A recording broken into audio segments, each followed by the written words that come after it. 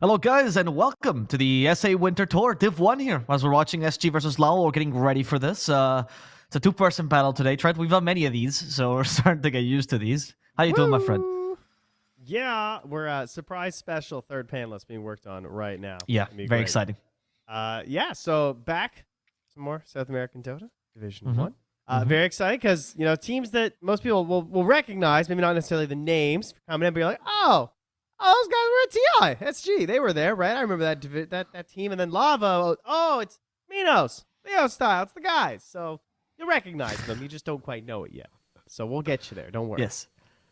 Yeah, in case you guys don't recognize Minos, Leo Style, and the guys, they're the old Thunder Predator at TI. You might have watched them in the record 0 wins at TI. It was the MUFC style run. You know, it wasn't that impressive. But what's more impressive about the team was actually that they stayed together, and I genuinely mean that, because after that kind of defeat, usually you disband or you at least make changes, and the whole team stayed together. Currently in DPC, they're continuing their run of 0 wins by not being able to take a single series, but this time at least they beat Apple King of Kings in 1 game. Granted, though, they've only played 2 series, one of them against Beast Coast. That's probably an expected loss. That's not a big a deal. They can still bounce back. And SG needs to be the bouncing back point, because SG is looking new, to be honest. They're looking kind of weak. They changed the roster completely, as you guys might know. Like, they kept nothing. The closest thing to the SG we got at TI is probably Noping right now. This is SG, is a complete new blood, mostly formed by SG Energy members and some other SA rejects, I could say, honestly. Like Faker. Yeah, true. Yeah.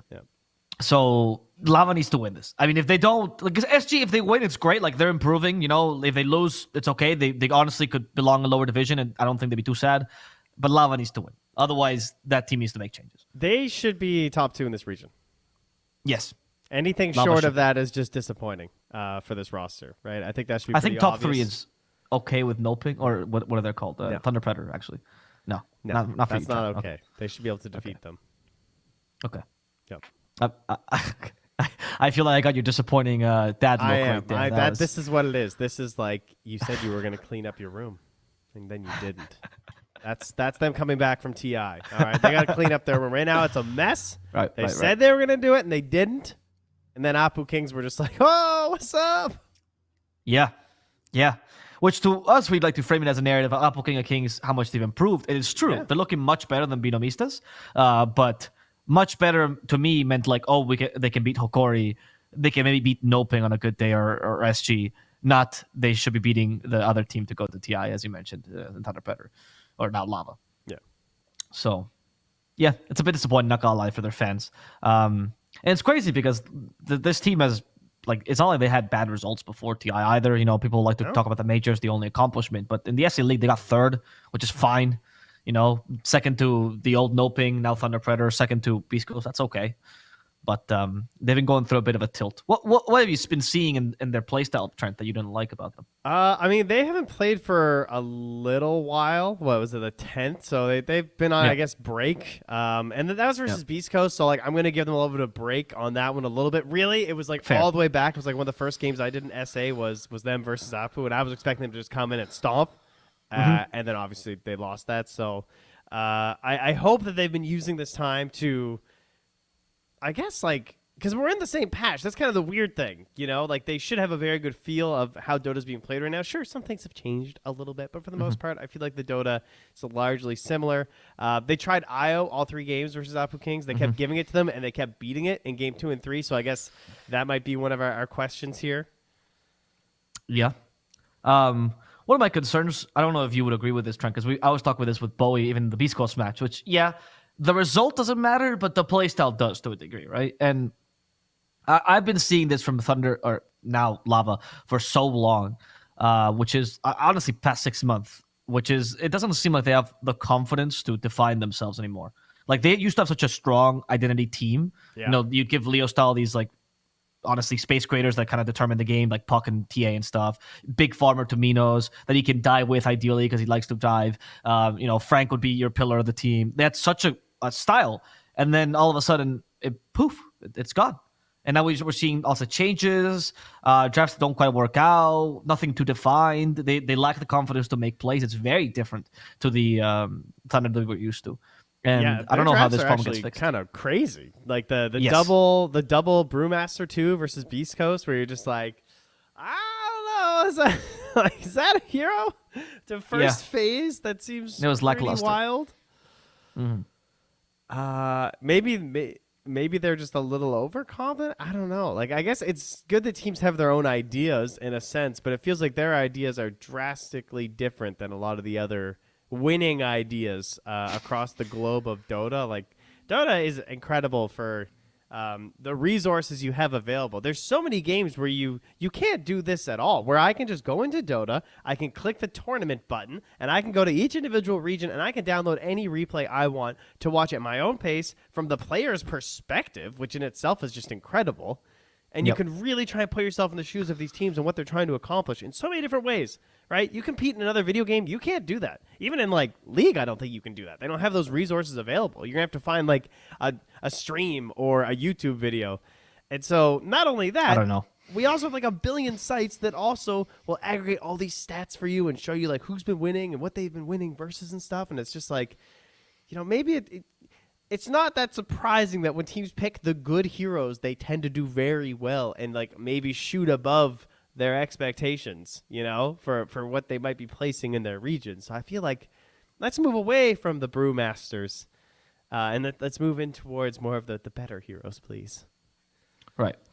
My theory for the decline. Hold on, let me get my notepad as they are here. right now. All right. Yeah, all let's right. do Ready? the craft. Yep. I think Wu is broken. Like I think Woo. that They broke him? Yeah. I think he's broken. So let me say what I mean. So Wu, in case you didn't know, in case you fans didn't know, he is known in South America as the encyclopedia of Dota, right? And the reason why he's known that way is because he talks about Dota like 24/7. He just discusses Dota with everyone. This is MJZ, by the way, people. Yes, MJZ. Yeah, sorry. Mikos, as he's known now, but Wu. Yeah. You know the changing name, but I will call him Wu till the day he dies because why would you change your name anyway? He had this thing where like Mina's girlfriend would tell me like she would go and clean the dishes or like help the team cook or whatever, and Wu's the only other person who's like capable human being, so he would help her. But while he's doing these tasks with her, he would talk to her about Dota, and she wasn't even responding to him. He would just like be like, "What do you think of this? What do you think of that?" Like, I've considered like a spirit breaker, and she's like cleaning dishes. It's like, "Please leave me alone, Wu." And Wu's like pestering her about this.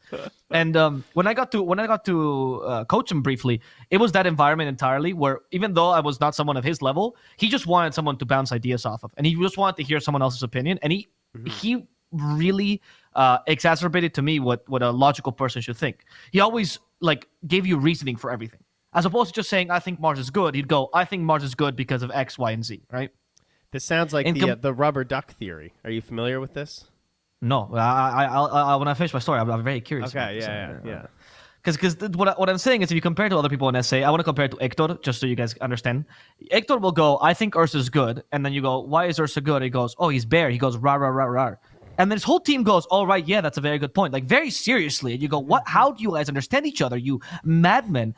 And then Stinger go, yes, he goes rar, and Crystal goes, yeah, it's a good rar. And then that somehow is a hidden language where everyone agrees Ursa's a good hero.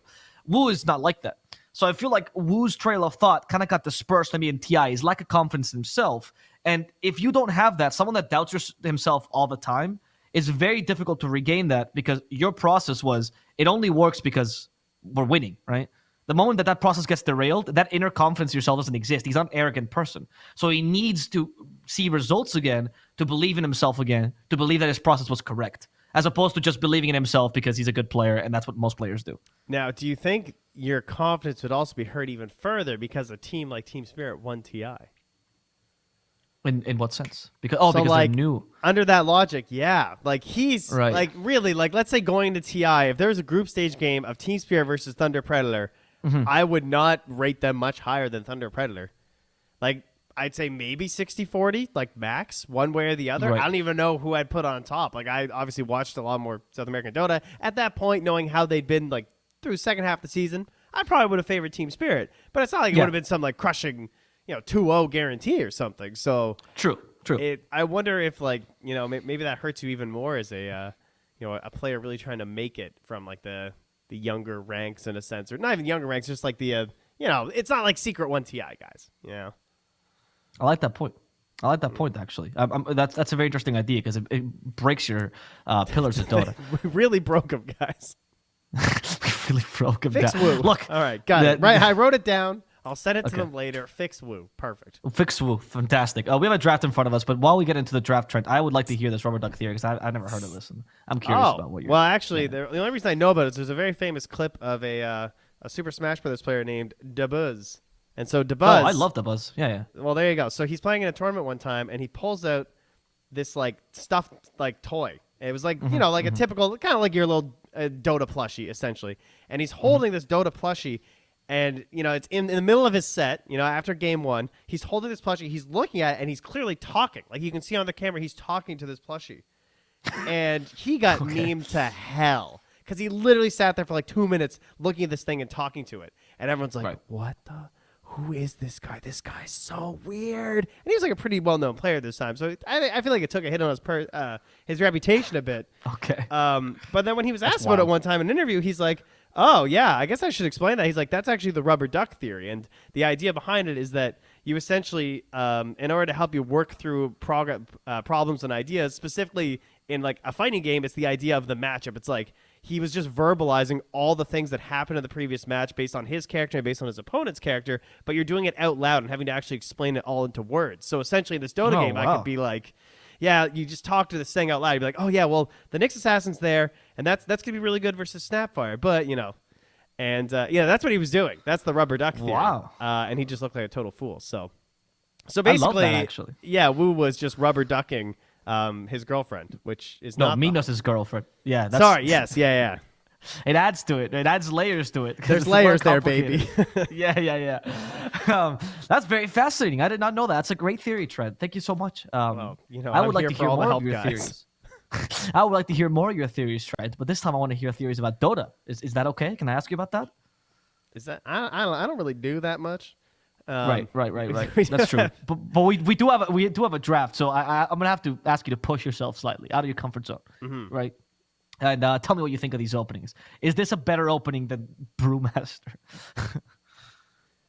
Yes. Facts. This is just good heroes all the way around. More so for SG, not gonna lie. I really like that opener of Snapfire Doom. But Nyx, pretty good versus Snapfire, kind of ruins everything you're trying to do. And Disruptor is proving to be pretty popular 5 across the whole I guess globe, really. I see it popping up in most regions right now. Pairs really well with the vision the Nyx Assassin gives you, and pairing well with us, I think, is it Fogged? Fogged, you there, my friend? Oh, hello, test. Hello. It's Fogged. Am I alive? Am I? Yes. Hello, Hola, Fogged. ¿cómo están todos? This is the Spanish broadcast, right? No, unfortunately, Fogged, we got demoted. We are in the English one today. Oh, Jesus. Oh, no. Hola, Fogged. Hola todos. Hello, everybody. How are you doing, Fogged? Thank you for joining us. Are you seeing the draft with us as well? I do. I have to turn you down a little bit. Okay, I have a little bit of double coming from you, but I see the draft looks, I think, mostly what we've been seeing across most regions. I know Nyx is super popular right now. Doom's been going up. Snapfire is probably the most popular support. I guess Disruptor's maybe a little bit of a standout there for a difference from what I've been seeing, but... Would you agree with that, Trent? Yeah, for sure. I think like Weaver's probably the best for it. It's banned, and then Snap I would say is easily second best. And we've had quite a few teams in SA honestly picking up the IO. So both these guys they're just not gonna deal with it this time. And whenever I look towards a Disruptor lineup, I'm always looking for just like more vision, and so those like far-reaching heroes as well to help pair with this Nyx Assassin. I've seen a lot of Disruptor like Nature's Prophet lineups too, where people are just trying to like get this big range. So I don't know. I would be down for the Templar for Lava, depending on how the next phase looks. Yeah, something I would like something that can at least like play with vision, right? Like they're already playing a vision game. You have Nyx and Disruptor, so an extra vision element is always going to be nice. And I want hard physical. Like I see 2 heroes that get hard countered by BKBs, which is like the most popular item. So yeah, TA definitely sounds like a possibility. It's a lovely Leo style hero as well. It's the heroes used to carry the team with before. And Thunder Predator before was essentially, is Leo style having a good game? Great, we're top 6 at a major. Is Leo style having a bad game? Well, 0-17 at TI. So yep, sounds about right. Yeah. So I'd like to see the TA as well. I actually would like to see him more on these kind of win condition heroes again. They put him too much in the space making role, and he is a good win condition for the team. I feel like I've lately, especially, I'm like, I swear okay, and there's the T. I'm really happy to see because I swear I see him on Puck, Queen of Pain, like Death Prophet. Okay, his DP is good and stuff like that. You can carry a game with DP, but like, this guy's good. This guy is their carry playing from the mid, so I like him playing more of that kind of style. Although that could probably be like a TA safe lane as well, still, I guess. But. True. Yeah. Mm. Yeah, this is I feel like that should have been a like easy ban, honestly. If you're SG, don't ban Jug, guys. Come on. That should be a Templar assassin ban, honestly. Actually, now I'm gonna go through. Does anyone even playing Jug? No. We saw it lose twice today. Right? They absolutely. In EU, yeah. Oh, actually, he actually good. got picked today. I didn't realize. Or sorry, maybe it was SCA. I'm sorry. It might have been EU. Well, it might have been just not the ones I was doing. It was bad. It was not good. So it's not. Don't worry about it, guys. We got past it. Yeah, it was not a very successful Jug game. And SG, they pick up the Bloodseeker, who we're seeing a little bit of play, particularly in Western Europe as an offlaner in like Div 2 and the middle Div 1. But as carry, it's really just SA. Particularly Beast Coast has been running it, and now SG apparently is going to try it. My like stocks on Bloodseeker is going up and up and up because every single game I swear it's like, oh look, last pick Void Spirit, oh my god, like or like last pick some type of like crazy mobility. I feel like Bloodseeker fits into so many of these games lately. Just the silence, your double ruptures later on that start coming out, like you're a utility monster, but also this incredible scaler because the shard I think is something a lot of people overlook. Everyone's so tanky now. The shard just starts eviscerating people. Like I like this. And for some reason, he can clear waves like at the end of the game too, where he can just hold the whole lane by himself. Do you think the Bloodseeker with Yoga is a nice little combo? Because the Bloodlust is not that well utilized, right? I guess you can stun into Bloodright. Kind of cool. Yeah, I like strong lanes. You know, like I feel like we're getting back to that even more. Like I know OG is probably the biggest ones for me that like to have like one lane that's like there's no way you're beating this lane. You know, that's why we're seeing Razor coming up so much as super lane dominators. So I like Bloodseeker Ogre. Like what the hell is going to contest a Bloodseeker Ogre? That sounds pretty challenging to actually put pressure on almost at all with anything. Yeah, because you think of like double melee, we can go like Timber, and then you're like, oh, I don't want to play Timber to that really. Yeah, it's like in the game you're in a horrible position. You're versus like all heroes that are just good for you in general. Sure, the Snapfire goes both ways, but. Especially when the enemy team has a Nyx as their 4. You're probably not too scared of that in the lane. They go with a Beastmaster, which we have seen a little bit. Actually, some teams are doing this also against, like you mentioned, the Konka, actually, the other strong laner, as a way to just go and say, well, he won't win the lane, but hopefully he takes the tower afterwards. He gets helm anyway, and at least he exerts pressure afterwards. This looks like a predetermined draft, a lot of it from Lava. Like, these are just classic combos, right? Nyx Assassin scouting round, Beastmaster, all vision-based. I feel like they just had an idea. They came in this game, and that's what they're playing. Okay. That's like, exactly what I'm like, we mentioned the Nyx Disruptor Vision TA to complement, and now we have, like, it literally looks like exactly what you're saying, something they had determined beforehand. Is SG responding appropriately? I mean, they didn't really get a chance to in some ways. I like their support duo throughout the game a little bit better. I know Nyx is really strong and all that, but these two they scale way harder. Like Snapfire is one of the hardest scaling in the game. Oh, it's an Ogre on the other side, so I think it's pretty good response. The only thing I'm worried about a little bit is like their deep push. Like once the ball starts rolling, if they allow Lava to get Roche, there could just be a timing where SG's just in the back foot farming. So I want to say like I want to be a little bit cautious of watching them. Like I know Dooms like to go Midas still and all that, but this could be a game where you want to be able to fight back constantly in the early game. Can Doom go mid versus TA? If it's a TA mid, but it could also be a safe lane TA. So I feel like this is kind of a tough position for SG right now. Like Lava are banning out the Troll. I mean, frustrating hero for TA, someone who could lane against the Beastmaster. That's a good question, actually. Because could you pick something? Because the Bloodseeker could be flexed between carry and offlane, right? Doom between offlane and mid. Probably. I mean, yeah. Yep. They can just kind of do whatever right now in SG, which is very interesting. They'll go for that Void Spirit. So yeah. Wow, a last pick Void Spirit. I never would have seen that coming in Dota 2 lately. It's every game, man. I swear, every game is last pick Void Spirit. So it defines your lanes, though. The Doom mid is probably not the option here. Hopefully not. Nah, we got standard from SG. Yeah. Mm-hmm. And I actually really like, honestly, like, even though they picked, they picked Okay, yeah, they did. They picked the Beastmaster after they see Bloodseeker. Bloodseeker's great. I like Blood. You kill the boar. Like you're easily killing boars with Blood, right? And that's like the main success. I feel like Blading versus Beastmaster is can you kill boar? Yeah. We got a stun and a blood right, or an ignite that bounces to a boar and a hero. Like that looks pretty good right now for SG. They had quite a few options left there on Lava in terms Oh. of like if they wanted to go mid. Like Puck was still in too. I mean, I guess into Void Spirit can get a little bit weird, but I do feel like they needed just that like little bit of extra catch. This really is just a straight up predetermined lineup. This is like Disruptor's like dream team. Yeah. Do you like this predetermined lineup though, Trent? Is this good enough? I think it has very strong ideas and a very simple way to play the game, and I feel like that is something that they've been struggling with because their lineups have just been kind of weird. So I think that's what they were trying to answer, and theoretically they should be significantly higher skilled than SG. I think so. I would think that the tools they have should give them the win here. Yeah, I like Lava's a little bit better. I think it's just easier to run. SGs, if they get to like the later stages, if they stall this game out, if they get it to like even past like 30 minutes, then I think they just probably straight up can win. But early game, I think Lava should have a really good shot. They have good ways to pressure lanes. They have a good composition with TA Beast, even though it's not TA mid, so it'll be a little bit slower.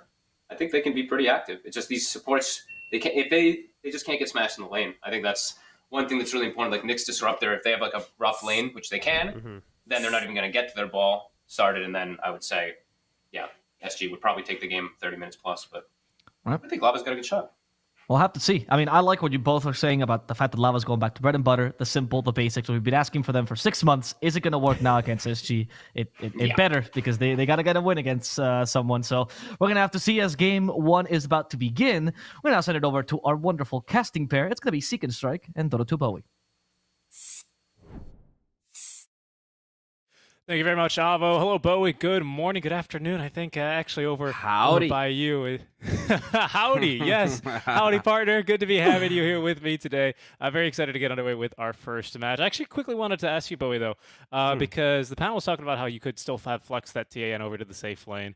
They talked about how this looked like kind of a predetermined draft, something that they had talked about beforehand, and we're just going to pick almost regardless of what enemies pick. But what did you think about kind of moving that TA to the safe lane in that last pick, Storm? Are you a big fan of this, as the panel seems to be? Do you think this is going to be Lava's first win here, or their first series win here? With I think like when we look at the past 3 to 6 months, carry TA has been more popular than mid TA, so I don't really have a problem with that. I think the lane is relatively easy, right? Doom is not particularly a strong offlaner, and you do have these Psy Blades doing a lot of damage to a very low armor hero. Overall, it seems good enough, in my opinion. I do kind of fear for Storm, though. I feel like you have this very greedy hero on the TA, and Storm's a hero that also needs, either Orchid or even just farming Akaya. I wonder if they're going to have enough resources to go around. It really depends on the lanes, though, because if this Nyx doesn't get early levels to go for rotations and you don't get that vision for the Storm to follow up, I do feel like they could struggle in the 10 to 20 minute mark. But looks like a fight's brewing here. Hiko's being chased. Yeah, they've already got Hiko out of trouble. Nice little cookie. And the camp thoroughly blocked mid lane immediately.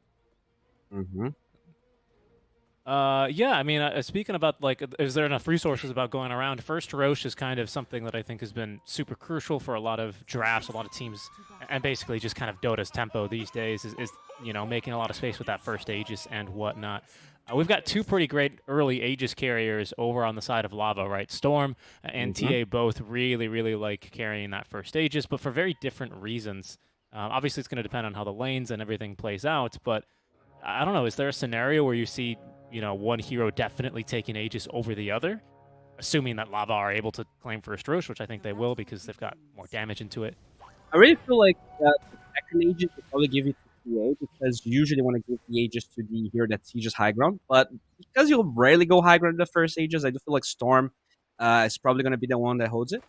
Now, not only they have really good Aegis heroes, but they also have really good Aegis, right? You have this Beastmaster that definitely accelerates that process, whereas SG, they can maybe contest Roche, but they don't really have good ways of taking it. So even though I like their mid game, I do wonder if they're going to be able to use their momentum to do a lot of things. I think like their late game is really good, as Pod pointed out, but it feels like there's a window where I don't really think they're that one.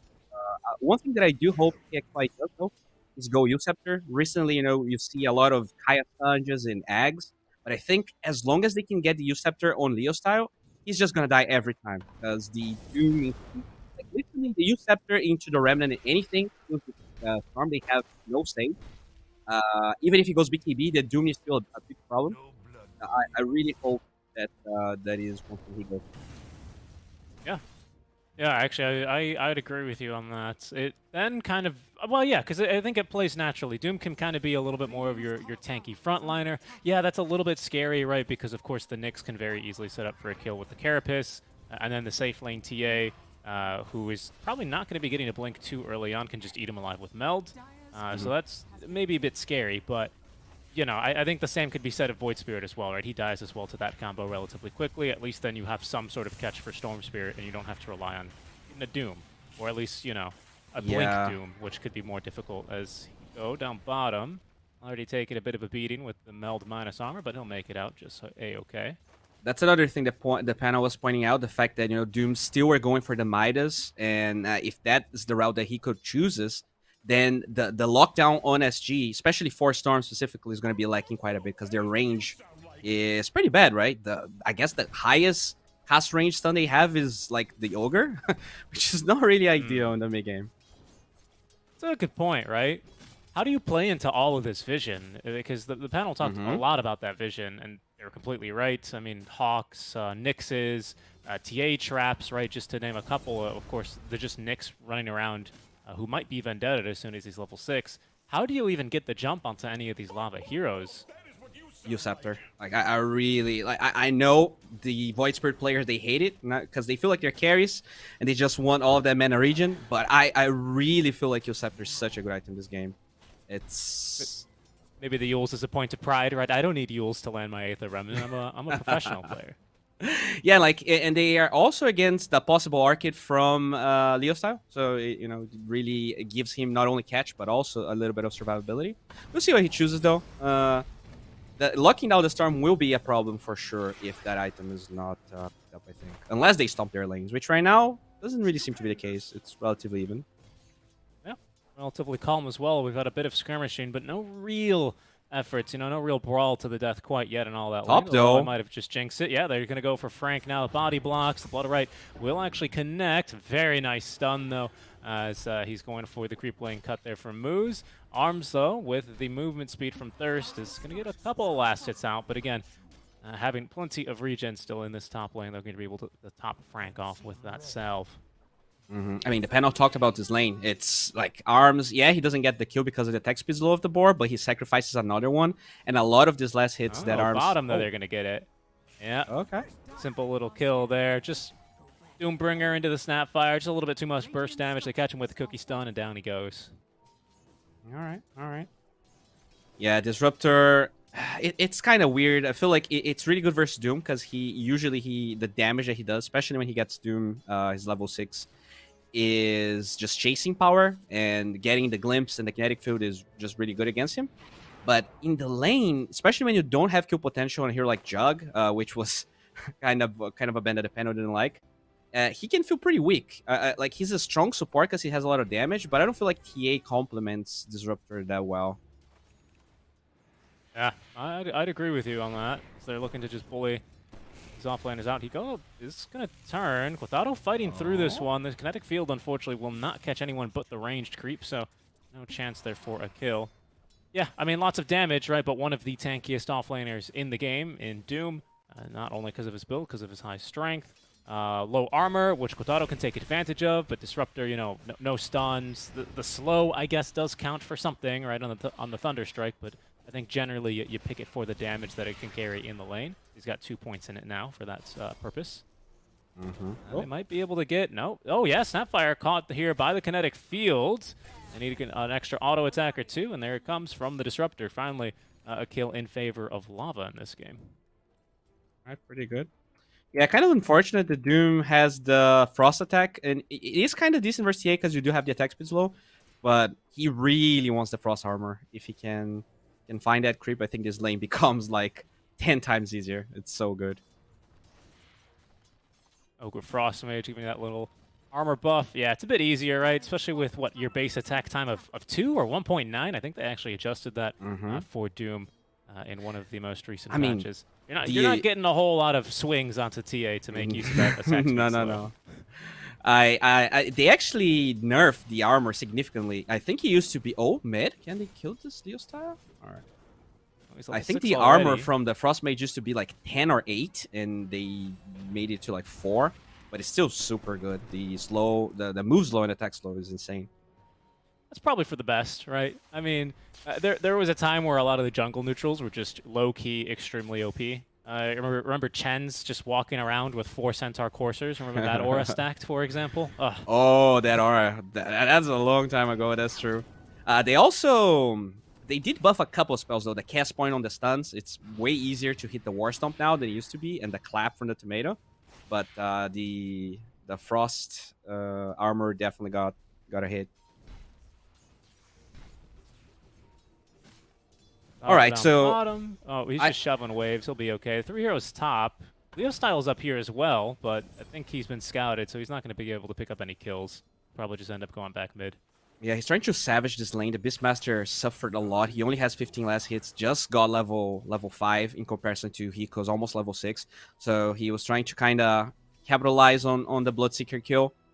But as I said, the vision nicely put there. Bottom. They're going for Kotaro, actually. The TA trap, it will slow them only barely. There's another meld in a second here, and they don't have the attack speed or the HP pool to survive through this one. Glimpse is going to cut away any hopes here for LTH to be able to escape. Moose is here to secure the kill. There's the TA trap, and I think they're going to have to give it to him anyway. And that is going to be a nice turn here. Lava supporting their safe lane TA with the TPs. Nicely done. Yeah, they tried to go for the kill before level 6, but a little bit too greedy coming from SG. Always so tempting, right? You see too many heroes top lane. That means there's the TA alone down bottom. She's safe lane TA, right? So she has 3 points in the refraction. That's about it. She's actually still chilling bottom with the thirst. Huh, okay. Wow, so lucky, actually. He got the salve from the Shava. There they go. They're going to go top lane. And that is going to be then Frank eating this first rupture, and down he goes. All right, so kills on both side lanes. Hiko is level 6 now, though, so it's going to be harder for Kotaro to stay in this lane.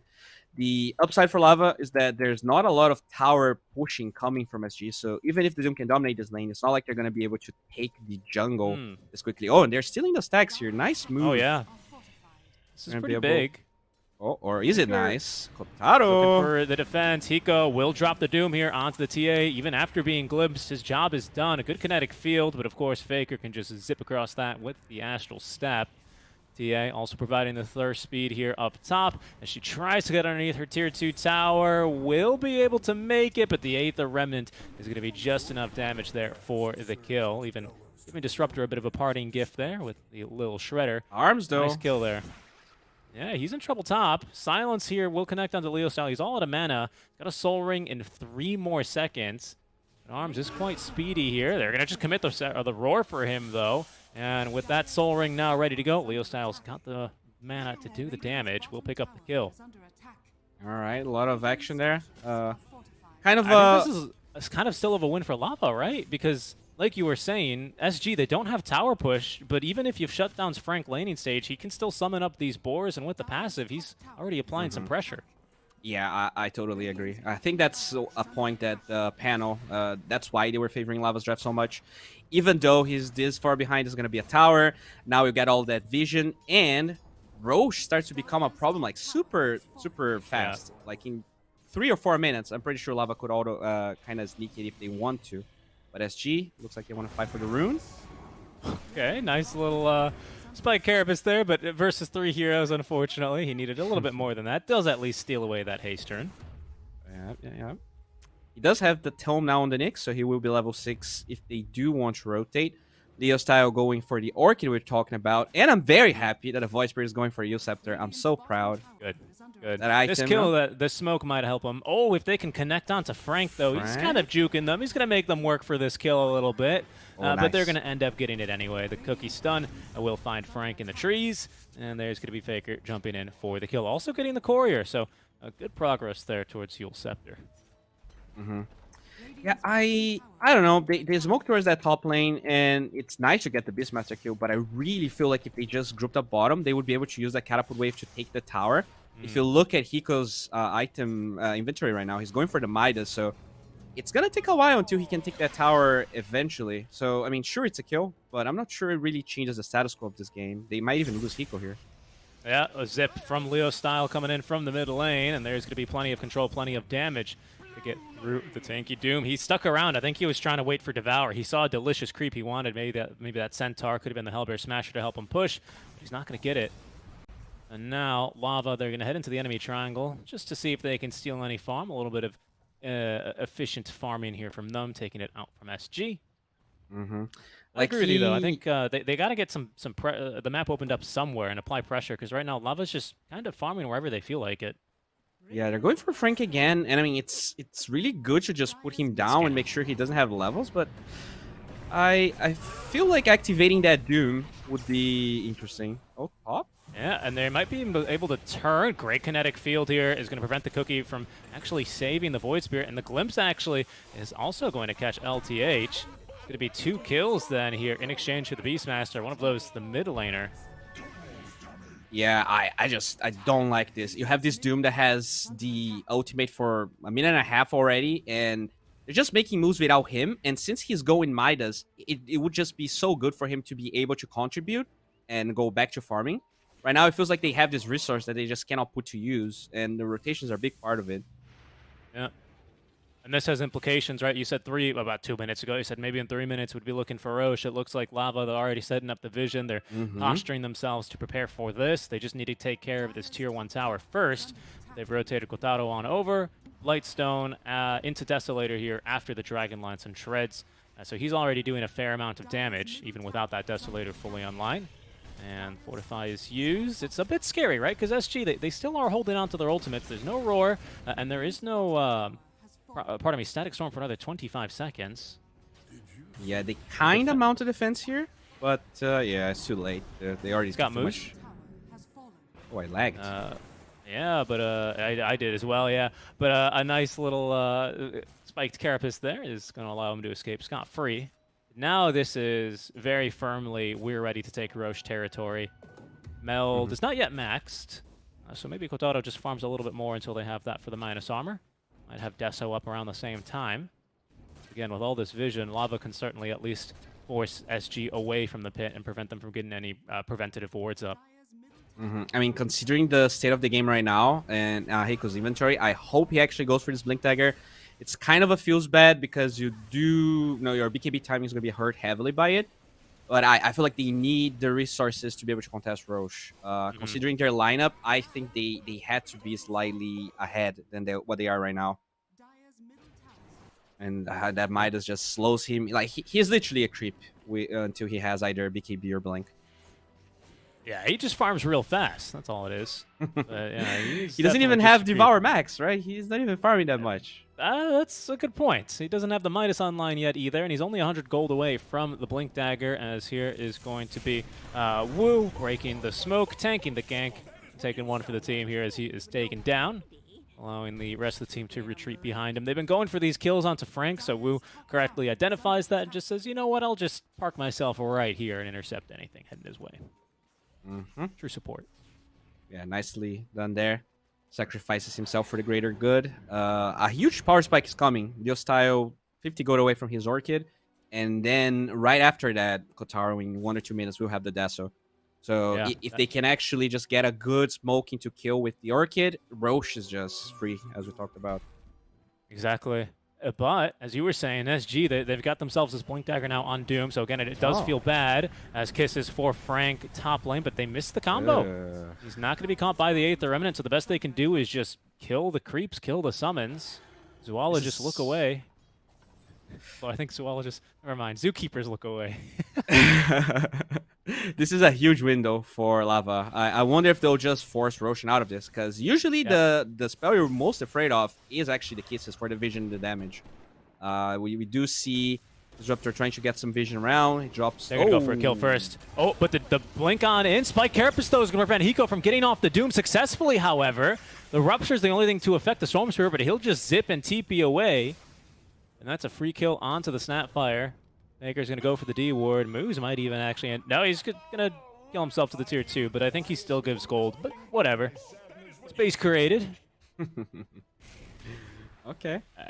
And now, Bowie, this must feel awful for Hiko, right? He buys this Blink Dagger to specifically land his spell, like in that instance, right? Versus the Storm Spirit. Seemed like one heck of a jump, but, you know, that nasty Spike Carapace is all of a sudden going to make that feel kind of useless here.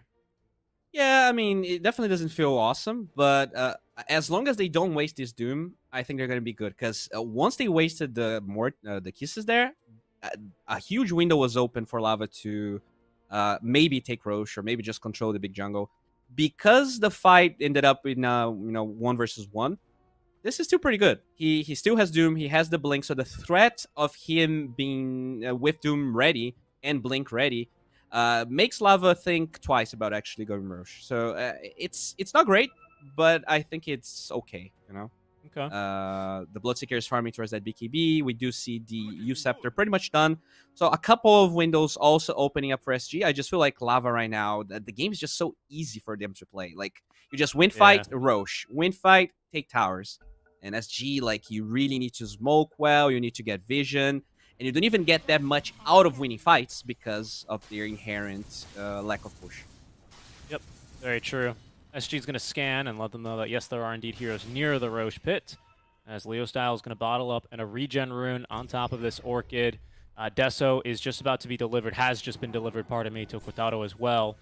So now this 1-2 punch. I think Moose, yeah, okay, he's got Blink Dagger and 500 gold. For a position 4, you know, this is still a really good timing for Nyx, especially. He's not really famous for his, you know, wave clear farming speed. But Blink Dagger not going to be ready for this fight quite yet, as there's going to be another jump on in. Orchid here onto the Doombringer, as Moose with an excellent Spike Carapace prevents the counter initiation from immediately coming in. Quintado now joining the fun. Yule Scepter's going to catch him, though. Oh, Bloodright's going to miss, but that's not going to matter when you can land all the other spells here onto Quintado. Doom and Rupture, even the Kitchen Sink thrown at him there. But they will be able to pick up the kill as SG defend their high ground. Doom is so tanky, right? He has just a Soul Ring, and he tanked like a full zip with Orchid and damage coming from the Nyx. It's crazy. Very unfortunate for Lava, and that's really like the part that is scary about SG's draft. This U-Scepter into anything that SG has is so powerful. Because even BKB doesn't really save either the TA or the Storm. You have to go Linken's and BKB. Such a defensive build, and TA is obviously not going to go Linken's anytime soon.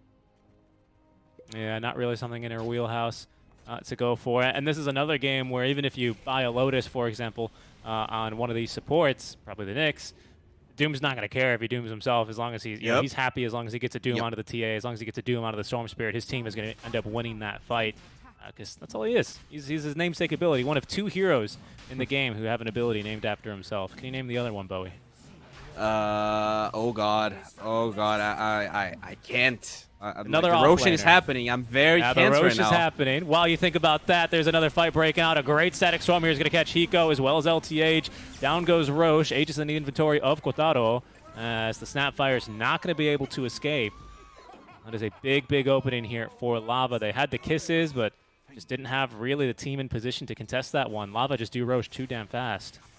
Yeah, that was a really good move. Cooldowns being spent. You know that the Doom is on cooldown, so they just force Roche. Their lineup is made for it. So in a way, the way they forced that fight was weird, but maybe that was actually their plan. Like, you don't care if you just lose 1 or 2 heroes there, as long as you force some spells and you can Roche.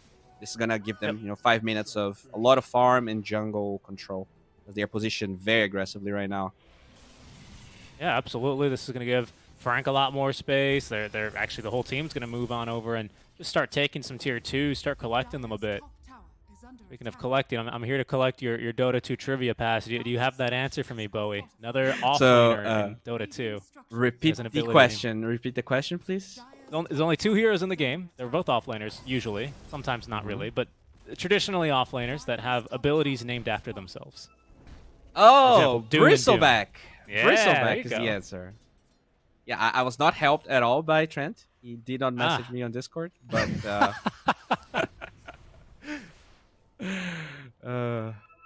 okay, but yeah, that was a good one. I never actually thought about it, but it's true. Fun one, little Dota 2 trivia nights. Maybe that's gonna end up winning you some late night pub trivia. Who knows? But for now, even armed with that trivia knowledge, SG are staring down the barrel of what is a very, very scary timing. Sure, the net worth lead is only 2K and it's a 10-10 score, but the game is not really so 10-10, is it? It's more of like 15-5 right now, I would say, in favor of Lava. Just because of their item timings, this Aegis especially, how much farm they're going to be getting during this timing. What's the best SG can look to do? Just look for more pickoffs onto Frank, but that's they've been doing that kind of all game, haven't they? I feel like you just want to split up the map. You just want to make sure that it's hard for Lava to group up and take tier 2 towers. I don't really feel like you need to force anything right now. Obviously, you do have this BKB on the Bloodseeker, so if you can get a good fight, you take it. But you just want to split Lava so that the fight isn't 5 versus 5, because it's going to be 6 versus 5 because of the Aegis. I do feel like SG is playing really well, though, because in comparison to the other games that we saw, it felt like they were super hectic. They were playing like they had no discipline whatsoever. They were just diving all the time. It does feel like they're not really... even though it looks a little bit grim, they're not desperate, and I think that's a good sign. As long as you wait his Aegis out, there's definitely a lot of windows for them to still fight. Kind of a weird smoke here. Yeah, we'll see who they can catch, because Doom just TP'd down bottom. Huh. He doesn't have his namesake ability ready to use.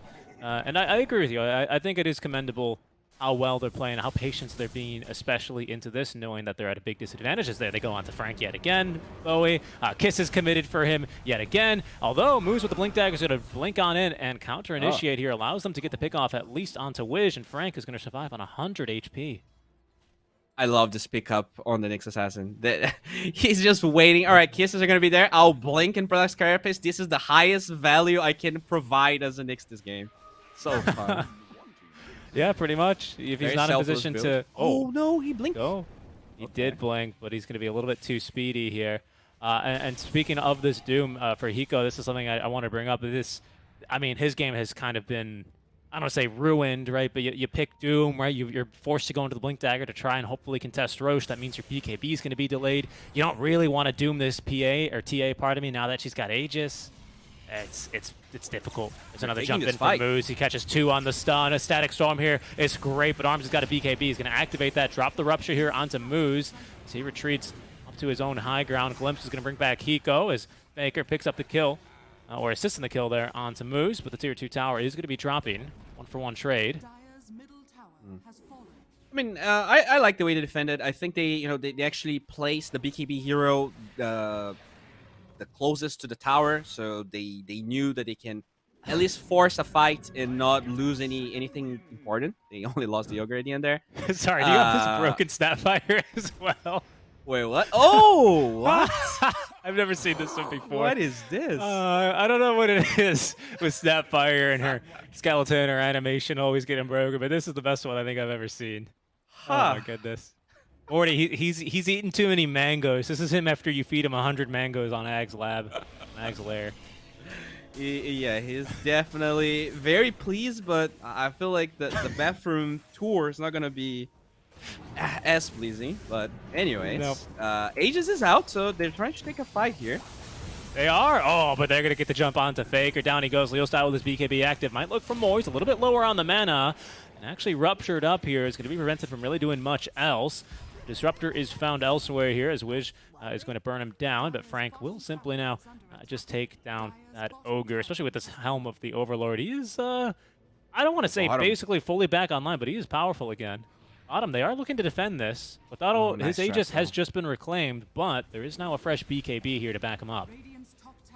Yeah, that move to Meadow is literally the problem I have with SG in all of the games I watch. They just force things when Hiko is not ready to fight. I can't really be sure if Hiko is not the one following the call or if KXY just gets impatient. But they had Doom. If they actually were together in metal, they could take that fight no problem since the Aegis is down. Yeah. But when you feed your Void Spirit like this, this is a hero that is not. You can't really die a lot in this hero. He's very momentum based. Doesn't really scale that well if you die. But they're trying to defend this tower. I'm not sure about this. Oh, there's the blink in. Okay, Static Storm to try and counter initiate, but the TA trying to turn and fight through this one. Muted and doomed. Down she goes. Hiko's still alive as well through this. His arms, with all this Thirst movement speed here, is going to chase after Frank. They glimpse back Faker, which allows Arms to easily pick up the double kill. Now they're looking for the rest of the stragglers here as Lava have basically been routed. Mid lane, though, Leo Style gets a kill onto the Doom, and in fact, they might be able to even turn here as Arms has been somewhat isolated. Everyone else went back for the Disruptor. Leo Style saw a great opening there to at least get something out of this fight. Yeah, really weird that they split like that. But, I mean, they still defend the tower. It's just not as clean as it could be. I think this could have been easily 3-4-1 with all the cores dying, but instead they went for Disruptor. I mean, not terrible, but not great. I think that's been the pretty much as just motto this game. Nothing looks terrible, but it could have definitely been better. Yep, very true. Very true. What is going to be looking better, at least for Faker, is that he's only 100 gold away now from this Ag Scepter. And of course, it's 25 minutes in. Anyone who's anyone at this stage of the game, basically, if you're a core player, you've got BKB already. So they're not going to be too bothered here for Leo Style nor this TA. But more so for the supports by those Resonant Pulse silences, as they are going to just absolutely murder this Ogre here in the mid lane. He gets a cookie into the stun, but yeah, there's Leo Style. Okay, Faker's jumping in, but there's a Static Storm ready. Yule Scepter will buy him a little bit of time, but only a little bit of time, as down he goes. They might even get more. Arms has been stunned by the Carapace. No, okay, he's out of there. Yeah, I mean, it's just those moves. They don't have Doom. They they don't know how many heroes were there because they had no wards. And I mean, sure, let the Ogre die. They just, it feels like it's really hard for SG to allow someone to die. They always need to follow up, and this is gonna be a little barracks, I think. No buyback on the Void Spirit. I absolutely love Moose just buying this Blink Dagger and just blinking into whatever's about to hurt his team and reflecting the stun. I'm helping. Good stuff. They do defend barracks though. The Roche respawn timer is not gonna hurt SG too much. Goes again. Yeah, Moose gets the blink away after the Gleipnir is going to interrupt them a little bit. Gleipnir, of course, here for Arms. Yeah, Faker, I mean, he had just gotten his Ag Scepter as well, right? That little skirmish he took middle was his first kind of display of the upgraded Resonant Pulse, and he didn't really get anything for it. It's just so hard to take these fights when, especially middle, when this tier 1 tower is still up, so Lava can reinforce so quickly. They're already playing a vision-based draft, You don't have any real good push either, as, once again, bugged out Snapfire, just taking down some wards. I do feel like, with this Ags, though, KXY's job is to hunt the Disruptor and Nyx all the time, as long as you can prevent the Carapace to cancel kisses, and as long as they do get a good initiation with either Hiko or the Bloodseeker Gleipnir, they should kill anyone. I don't think there's a single hero that survives, especially if they get Doom. So and that Doom is more guaranteed now. Bowie, Hiko's got himself this BKB. Oh, very nice. Very true. They do get a good scan. Can they follow up? Nice little smoke movement here as they will take an alternate path into their own triangle, placing down some vision. I mean, their tier 2 just fell for from creeps, which is very obvious. This is a smoke. There goes Wu. He's not... Oh, he still gets off Static Storm, though. He's going to catch Hiko. He's going to have to BKB. He's held down by the Roar, but in the middle... Oh, my goodness. There's 2 heroes stunned by the Carapace. Fight still looking pretty good, though, for SG, as Storm is going to be forced to zip away. He's ruptured up. His BKB ending. He will be taken down there by Arms. Quotado trying to get his hands here onto Faker, who's going to go up to the high ground where Moose is waiting there with the Impale. He is taken down. Doom as well ends up taking a dive in that fight. And that's Lava... Roche. Yeah, that is second Roche. They just get a much better fight a second time in a row. Just, again, I think I have to say based on vision, basically. Yeah, their smoke was not good because the lanes were not pushed. So, if they were holding that tier 2 tower for so long, if they sacrifice so much for it and it just falls for creeps, there's smoke. There's just no other way around it. And even when they were smoked, they kind of split up, and that's why the Doom died in the beginning. Never actually cast his spell. So this is a free Roche. 1 for 4, second Roche. Good thing for Kotaro, he doesn't even have to make his case here against his mid lane Storm that no, I should carry Aegis because his Storm is dead. What are we going to wait 20 seconds for you to respawn? Absolutely not. That Aegis is mine. And it should be, as you said early on when I asked you, he needs to hit towers. He needs to have that second life guarantee to not just get doomed and then die. So, no, of course, he's not going to be too appetizing of a Doom target. There's also Linken's on Storm now, so he does feel a little bit more safe against the Doom. What do we have to break that Linken's? I mean, Rupture, but of course that's not ideal. Ogre, I guess, right, is the only other thing. Yeah, it's going Halberd, but it's a long ways away, unfortunately. There is... Yeah. I mean, yeah, they don't really have... I guess Scepter, but... Yules. Yep, that might be it. Yules and Ogre, basically, if you can connect on an Ignite or Fire Blast, which Fire Blast might not be too realistic against the Storm, but perhaps an Ignite from long range. Maybe with the Blink, who knows, right? Maybe Wiz can actually get the catch onto someone, as they have vision here on Kotaro. Oh, but Moose is just jumping on in, as he will be using himself as to not take that Ignite damage. Into the Aeon Disc next as well for this Nyx Assassin. Starting to value his own life a little bit after he just buys Blink to carapace everything in the game. Oh, yeah. I mean, it's crazy how much impact he had with that Blink Dagger first item. It's definitely something... Oh, nice jump. Whoa. Yeah, good silence here. That Melt Strike's going to hurt. Or not. Yeah, he has the Ogre Fire Shield, so... Oh, yeah. Otto's up to the high ground. There's going to be the Carapace, reflecting the Gleipnir damage, and not the Blooderites, which is better, because Blooderites pure. There's going to be a jump in. Hiko gets roared as soon as his BKB is active, and he has just died to these auto attacks here. The stun is only good there for the Ancient Granite Golem, and Leo Styles going to zoom and zip in for the kill. Looking for a secondary one here onto the Ogre. Both kills without buybacks as the Snapfire trying to run. Faker's going to be brought back into whatever's left of this Static Storm. His arms, BKB active, is able to escape. Heals a lot there off of the Ancient Granite Golem, as he has at least ruptured up the Nyx Assassin, who's going to live on 100 HP. Spider Legs gets him down to the low ground safely. Kiss is now coming down from the Snapfire, who's just bombed back. Okotaro just doesn't care. He still has Aegis to play with here, even if they get him on this first life, and they won't even be able to do that. Another great Carapace stun there is going to lead to the dieback of the Snapfire. That was so good from Lava there. Not even lost a hero. Yeah, like, they broke the Linken's with the Fire Blast, and the Doom jumped, but the Storm cast Linken's right afterwards. That's why they didn't get the Doom on the TA. Oh, Faker's just dead. Hiko, he doesn't have BKB. He just TPs in and likely dies here again. Down he goes. Okay. And there it is, Lava. They're dropping the tips. The voice lines are out. They're feeling themselves. This is the match to get them the confidence. It's the longest yard match for them here, Bowie. Yeah, this is... I mean, it was a really good match from SG, honestly, until they kind of crumbled at the end. But Lava's draft is so much easier to play. Like, you just Force Spell, go Roche, you have this TA, she farms naturally. Oh, okay, Arms. Oh, okay, TA. That's just Aegis down, but a promising fight here.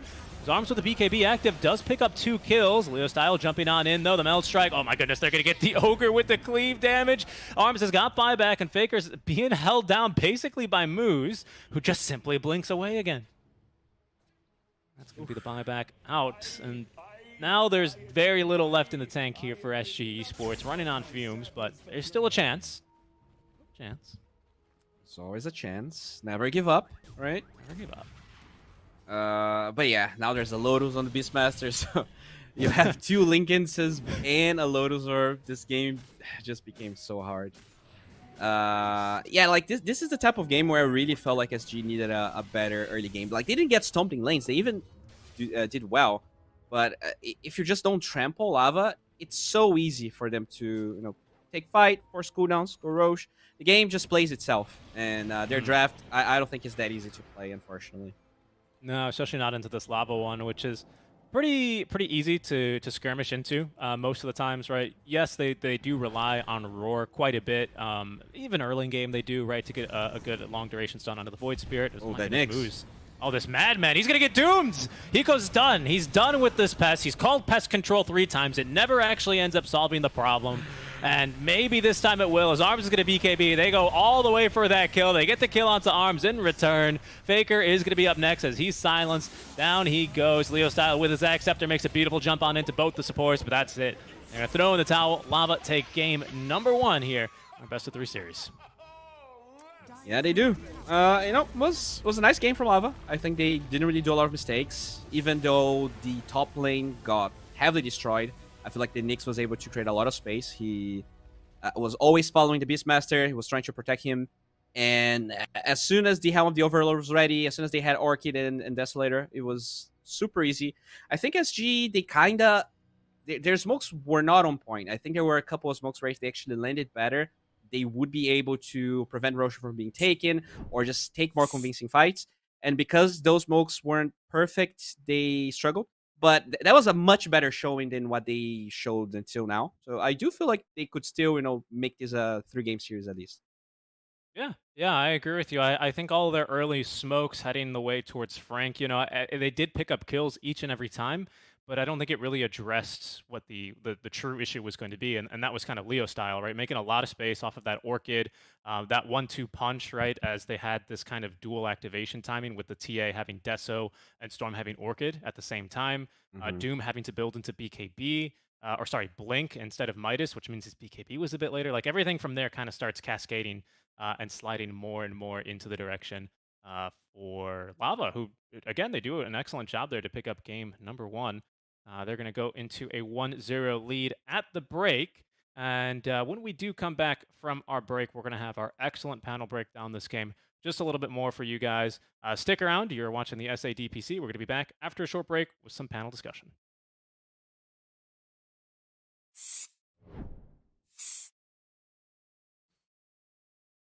That was our short break.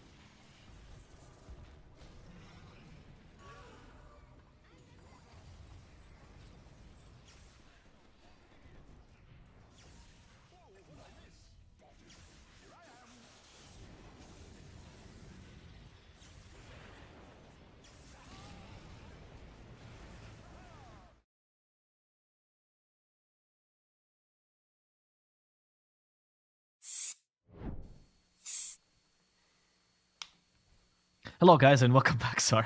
We're here with the DPC with the Winter Tour, of course, Div 1. We continue to be here, and we're going to analyze some of the match we just witnessed and also talk about the future matchup. Lava versus SG. We were talking about them going back to the bread and butter, and it worked. It just clicked. I mean, before we talk about some of the shortcomings of SG, let's praise Lava a bit, because I think we haven't been able to do that as talent for a while. Trent, first for you, did you feel like this was the Lava that you expected to see coming into this DPC? Yeah, it's like, sure, maybe they're not like perfectly clean all the time in terms of their executions, but high skill plays, you're sort of expecting like aggression in like the good sense of aggression, where it's well timed, like specifically like the double timing of the items. That's the kind of stuff I want to see. That's what a TI team should be doing, getting your power spikes together, moving out on the map, accomplishing your goals. You know, their hopes, dreams, and aspirations were all reached this game, and that's why they won. Yep. Yeah, and I really like that they, like, there's like 4 things. I mean, there's a lot of things that happened in the game, but there was like 4 things that I really liked the way they played. They didn't make it overcomplicated. They didn't overreact. They just, like, they played with the information that they had on the map, which was a lot, because that's the way that lineup was formulated to work. They had, I think the only time that I saw SG have almost any vision on the map was when the game was kind of already concluded. They never could do anything. Like, it was literally Lava just dictating all pace of the game, not overreacting. It's like, they were like, oh, look, Frank's getting killed.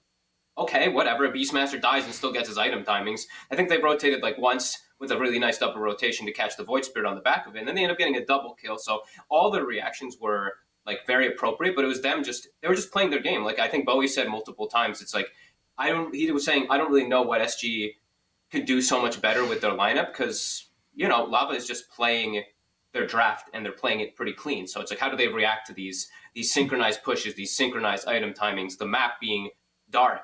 You know, you can't see anything, and Lava's just already hit their timing. So it was a hard game for sure for SG. So I really did like the way that Lava played it. And, you know, the draft actually, you know, I was a little worried maybe for Nyx and Disruptor, but they made it work so well the first 15 minutes that you don't see any holes in it. I know you praised Leo, well, previous Leo, right? Is this the kind of Leo that you expect? This is the Leo style that takes over the game and is a potential win condition the whole time? Yeah.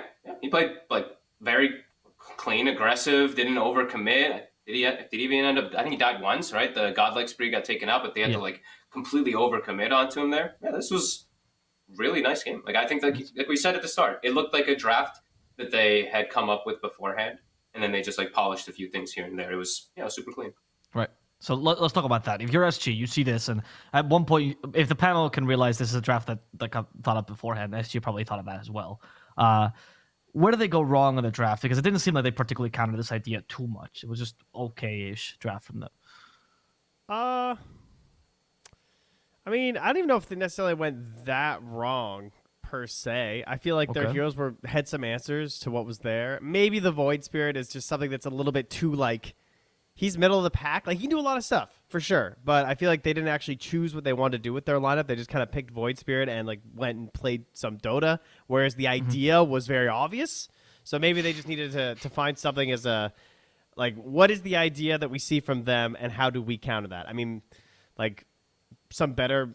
For like that first disable being a little bit better would have been quite a bit nicer. I don't think I wanted Void Spirit for that. I would have rather had like a coil or something along those lines, you know? Yeah. Because I feel like you catch this Storm Spirit, this TA, maybe this game's playable.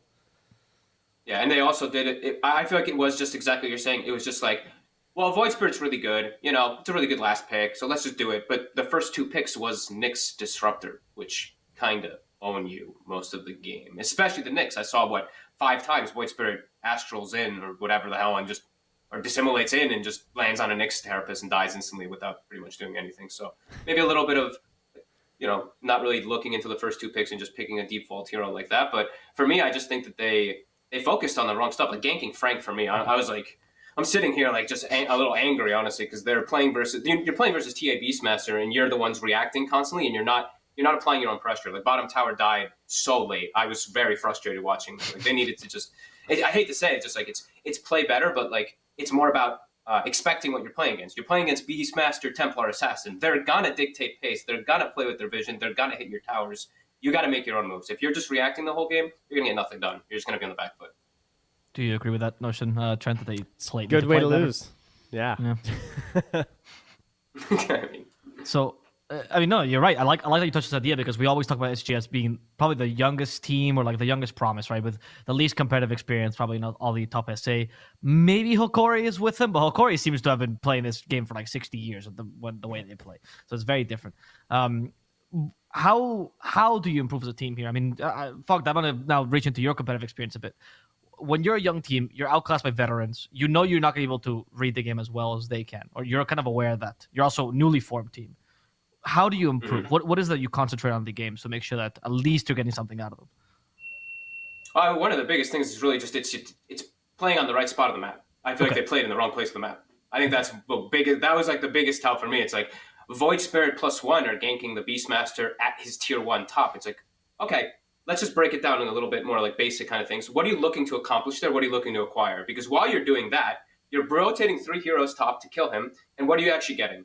You're getting a kill. Maybe you were doing like a warding expedition and it led to that point, but they weren't. They were doing that smoke literally just for a kill. So they're not gaining anything out of the map. The other 2 lanes are pushing in because that's where Lava was playing. And then they just TP react up top. And it's like, oh my God, we got a kill on a Beastmaster and not an objective at all. And now 2 lanes of ours are pushing in. We actually just played ourselves completely. So I think just, identify where to play on the map a little bit better. And if you don't have objective taking, like they didn't, because, with one side had TA Beastmaster, which is easy to take objectives, and the other side did not have good objective taking, you got to kind of, like, overcommit yourself. Like, get to that bottom tower, surround it with 3-4, take it pre-10 minutes. Like, it's 12 minutes, that tower's dead. That tower's alive, game over for me, honestly. Mid and bottom tower just being alive 12 to like 20 minutes, you can't make moves on the map at that point. Map's way too small. That is definitely one of my hallmarks when a draft ends and I go like, I see like Ember Spirit and, 2 other heroes that don't hit structures. And I'm just like, uh-oh. In this game, they had Doom, Bloodseeker, and Void Spirit. It's like, oh, they're not hitting buildings. That's not good. Can they kill Roche fast? Kind of, but like obviously not as fast as a lineup that you're facing. So objectives, especially because they kind of showed that pretty early with the TA and I guess they didn't have that many choices after the Beastmasters actually, which is what really ramped up the actual aggression and the ability to take these structures so quickly. But they certainly needed some way they could actually trade a little bit better on the map here, and they did not have that. I liked your example, Trent, because I know that there's the other region you're casting where we'll see this, where they have like 2 cores that don't take objectives whatsoever, and then they're like, last pick, oh, DP, maybe even a DK could fit here, and they're like, oh, no, Ember. No, and then you go Ember. Yeah. Every game. and that's the team that's going to lose that game, and you know for a fact that, I mean, I can't even say their name, it's Unique. They do this all the time. Oh my God, they're trash. Excuse you, it's who? It's who? Sorry, it's Mind You Games. mean Mind Games? Change name. It's true. Come on. It's owned by I Am Mind, the great Russian rapper. It's not every day a Russian rapper buys a Dota team, all right? So we're going to put his name out there. If there's any South American rappers, Portuguese or Espanol, maybe we could get one of each, have a rap battle. They can't understand each other. They should buy some teams too. You ever seen those? I'm sure Fog knows about these, the Batalla de Gallos that they do in South America. They're super popular. It's like literal rap battles. No, not that kind of Batalla de Gallos. I saw where Fog's mind went. No, the literal rap battles is like they're sponsored by Red Bull and they're like huge in South America, genuinely huge. It's just it's like a sporting event almost. Do you want to know what our equivalent, I'm guessing, to that is? It's something called. Do you mean R as a Canadian? Yeah. Okay. It's something called Crashed Ice, I believe was the official sponsored, also sponsored by Shocker. Red Bull. Do you know what that is? It's where they put people on skates and they make them go down like what's essentially a luge track, like a bobsled track with jumps, and they race down wearing hockey gear and skates. And it's pretty, it's pretty popular when it first launched. I feel like that's very That equivalent. sounds hype. You're taking the cultural idea, you're trying to appease them, slapping your branding all over it. Yeah. Okay. Yeah, sure. Yeah, I guess that's You're getting welcome. an equivalent of rap battles. gotcha. I like that. 4D actually got one of the rappers actually for to make the promo for the DPC SA, which is very hype. Like a genuine nice. rapper from the rap battles. He got 4th. Yeah. Like wasn't even a bad placing. Huh? But we have a draft here. I'm glad we could do this little diversion about drafters, but we have some Dota to talk about. And we're hoping to see changes maybe for SG here in this game. Maybe an execution more in the draft. Do you guys think Lava will go again with this preset draft, though? Or this idea? I think there's some type of preset draft. I mean, they clearly, like, right off of that one, you could tell they're the better team. So maybe they might just feel that way and just just kind of wing it a little bit more. But Right. yeah, I think they're the team that I give Moose a lot of credit. I really do. Like overall for the SA scene as well. I think he's always just been like a bit step ahead of the curve of the rest of the like supports down there. So I'm going to give him credit and say that he has a couple strategies in mind. And I mean, I also wanted to give him credit too because I think he was the MVP of the last game. Just his Blink Carapace plays was really fun. But I think there's a lot to say just about him and his team that they should be better than they are right now. So Yeah, I think that's why they stay with Moose, Like, most people in Peru, they blame Moose because he was the latest addition to the team, and they just don't understand the value that he brings. A 4 that can also be a captain that watches Dota literally 24/7, and that always wants to implement he's new calm. ideas. Yeah. He's calm. That's the one thing is too. Like I swear, I talk to like all these players and everything, and like any of like the NA players, whenever they're playing with like the Peruvians or the Brazilians or whatnot, right? Like they'll be like, "Oh God, like Jesus Christ!" Like you hear the yelling, like Slot and starts screaming on his microphone or something like that. Or one of them, like Kataro, starts yelling in Spanish.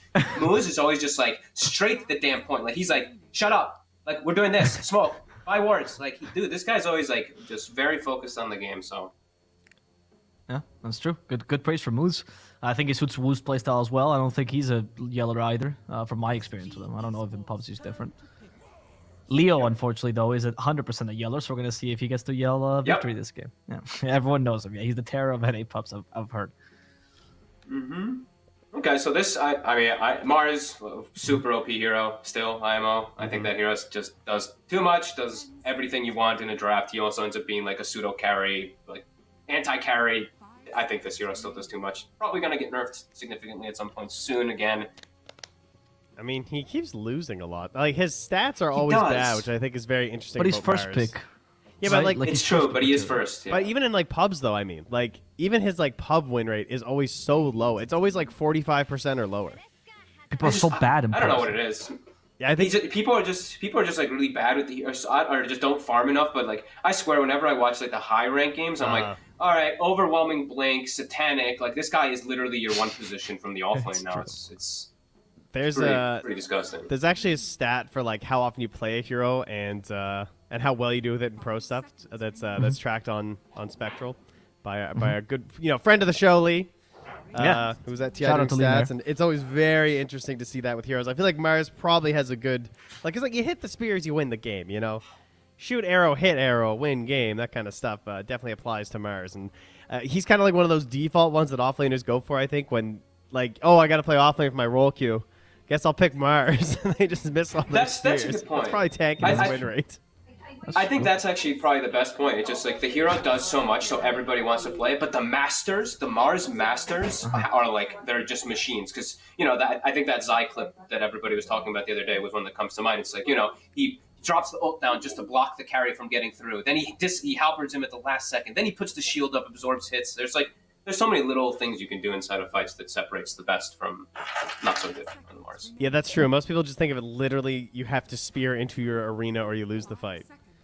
Yeah, like some people will do that. Other people, like the really advanced people, will like exactly when you can do this, but like you put the Mars ult down before, like you spear and then you Mars ult after. But you have to do it if you're at the edge of it and you have to cast it at a specific point. So there's like a million different little cool things that you can do with the hero. Oh, that's amazing. So like you spear first and then you arena, so that's like automatic, and then they're like away? mid-flight and they land into the arena. It's pretty hype. Oh wow.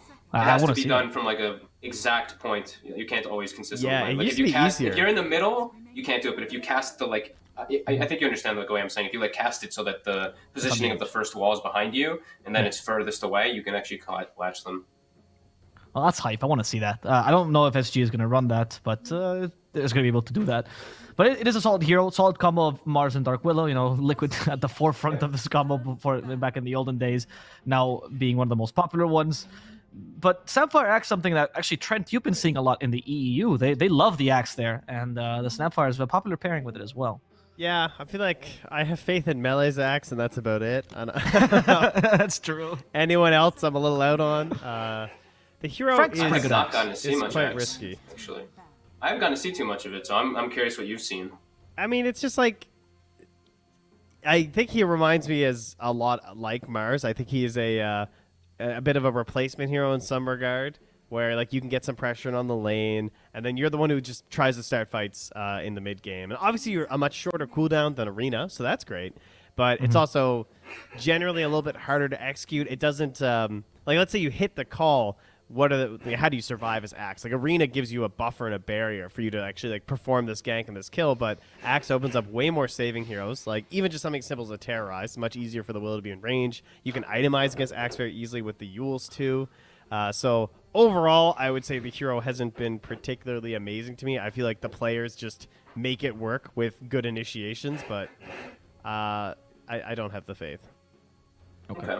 Interesting. I mean, it's cool. I mean, you can see, like, versus Willow and stuff, it's kind of cool. It's good to counteract and all that, but, like, I'm not seeing, like, an exact reason besides that. Like, I guess to catch the Willow easily and just a pretty cool combo with Snapfire, I guess, but I don't see, like, any, like, oh my god, Axe is godly, or some indication. Yeah, you don't have any idea what your matchup is, which is That's a the little tough bit worrisome. That's what Mars hasn't beat. At least we do have the fun from SG, as long as they can lane combo, you know, of course, the fear plus the Mars ult. But also, so this is a little bit of, like, raising. So I've seen a lot of people, they talk about, like, the Snapfire versus Mars thing, right? Hero that gets pinned to the wall, if you cookie them, you can release them from that wall, so they're not taking the constant damage from it. However, now we have a fear coming in. So now the Terrorize can counteract that to push him back into the wall. He does get cookied off of the wall. Don't know if we'll see that exchange happen, but... How does the interaction work, though? Because if you spear them to the wall, they're stunned, right? And they cookie, and do the fear supersede the stun? Or do they not move for a bit and then they move after the stun? Well, like, if they get cookied after the spear hits them, they're attached, the cookie pulls them off of the wall. They're still stunned, but if you get feared, then they can't, like, react and they're gonna walk back into and get hit. So you can't move when you're done, so, but yeah, afterwards.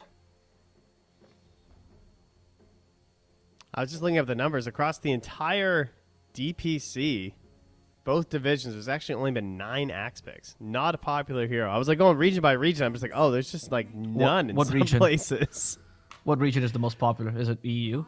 Well, C had 0. I was going one by one here, so it might. Let's see. It's gonna take me a while. You know how it is. All right, don't worry. We got another. Okay. You know, we were talking to Pexu yesterday, actually. He was telling us that he thinks this hero is incredibly undervalued. Ever since the change to the cast point, he thinks this hero is much stronger than people give it credit for. Because strong lane, he goes for the Mangoes build and directly into Veil of Discord, and the amount of magical damage you output is absurd, especially with some sort of setup. Yeah, it is definitely Europe. And I was actually going to say that this is definitely going to be an ABBA. I was thinking it would be an ABBA pick for SG. Oh, they ended up getting the ABBA. Interesting. See, I thought SG would go for the ABBA because versus like the Axe lane, I feel like that'd be a pretty good time to be an ABBA 5 because you wouldn't have to worry about the battle hunger at all. And like depending on who your carry is, you might just be like totally fine. But yeah, Jakiro's pretty interesting. I think very good if you have like decent setup, right? Like you don't want to be the first one in as Jakiro, which as for most 5s, I guess that's the case. But the long range chain on stuns is just it's kind of ridiculous. No one else really has that in Dota.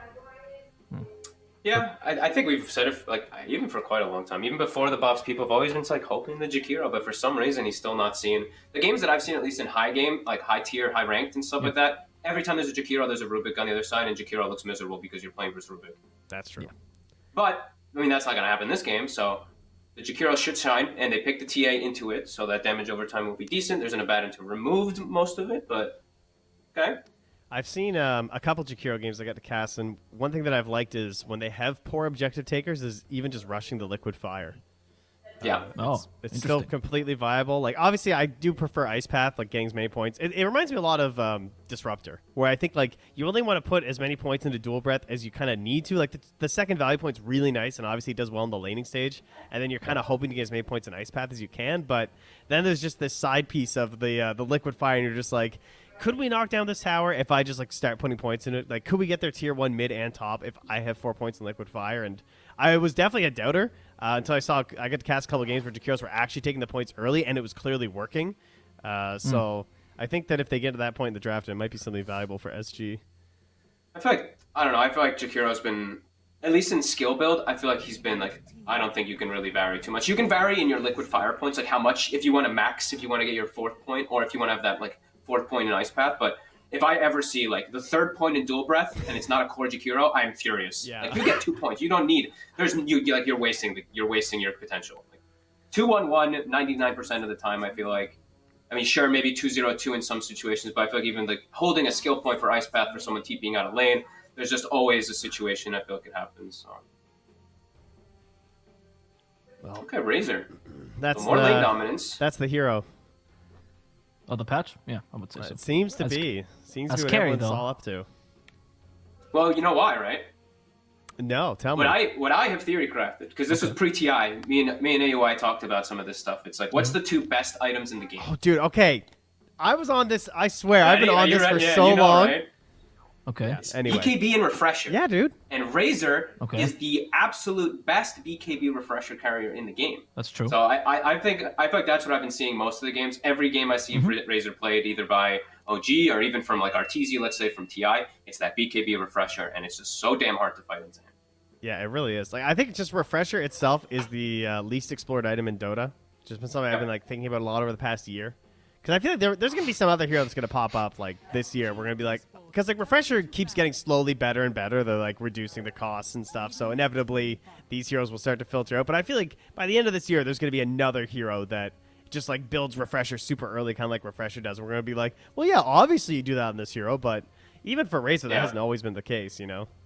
I mean, I'm sure you've heard like now ad nauseum about like, you know, we play like our bunch of like unranked and whatnot. I know like people don't like hearing about pubs, but this is proper because like we've did it so many times. There's a guy that we play with. His name is Ingmandir, and this guy builds Refresher, second item on every hero. He goes Arcane Boots Refresher, and he owns Every like hero. 99% of his games. Almost every hero. Like he plays offlane, so he plays like your.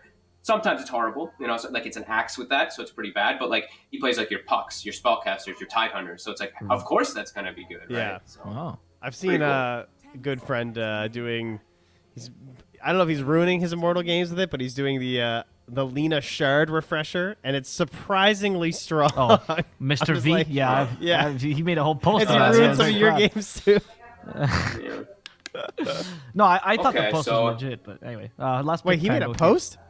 Yeah, he made a post. Yeah, he explained his whole build because people kept flaming him. But honestly, I'm Shard's showing the not a refresher. post. We don't even need to talk about it. That shard's trash. Let's be honest. Yeah, the shard. I wanted it to be good. Just get Dark Yeah, Suit, I really dude. want Just it. vacuum. It just misses anyway.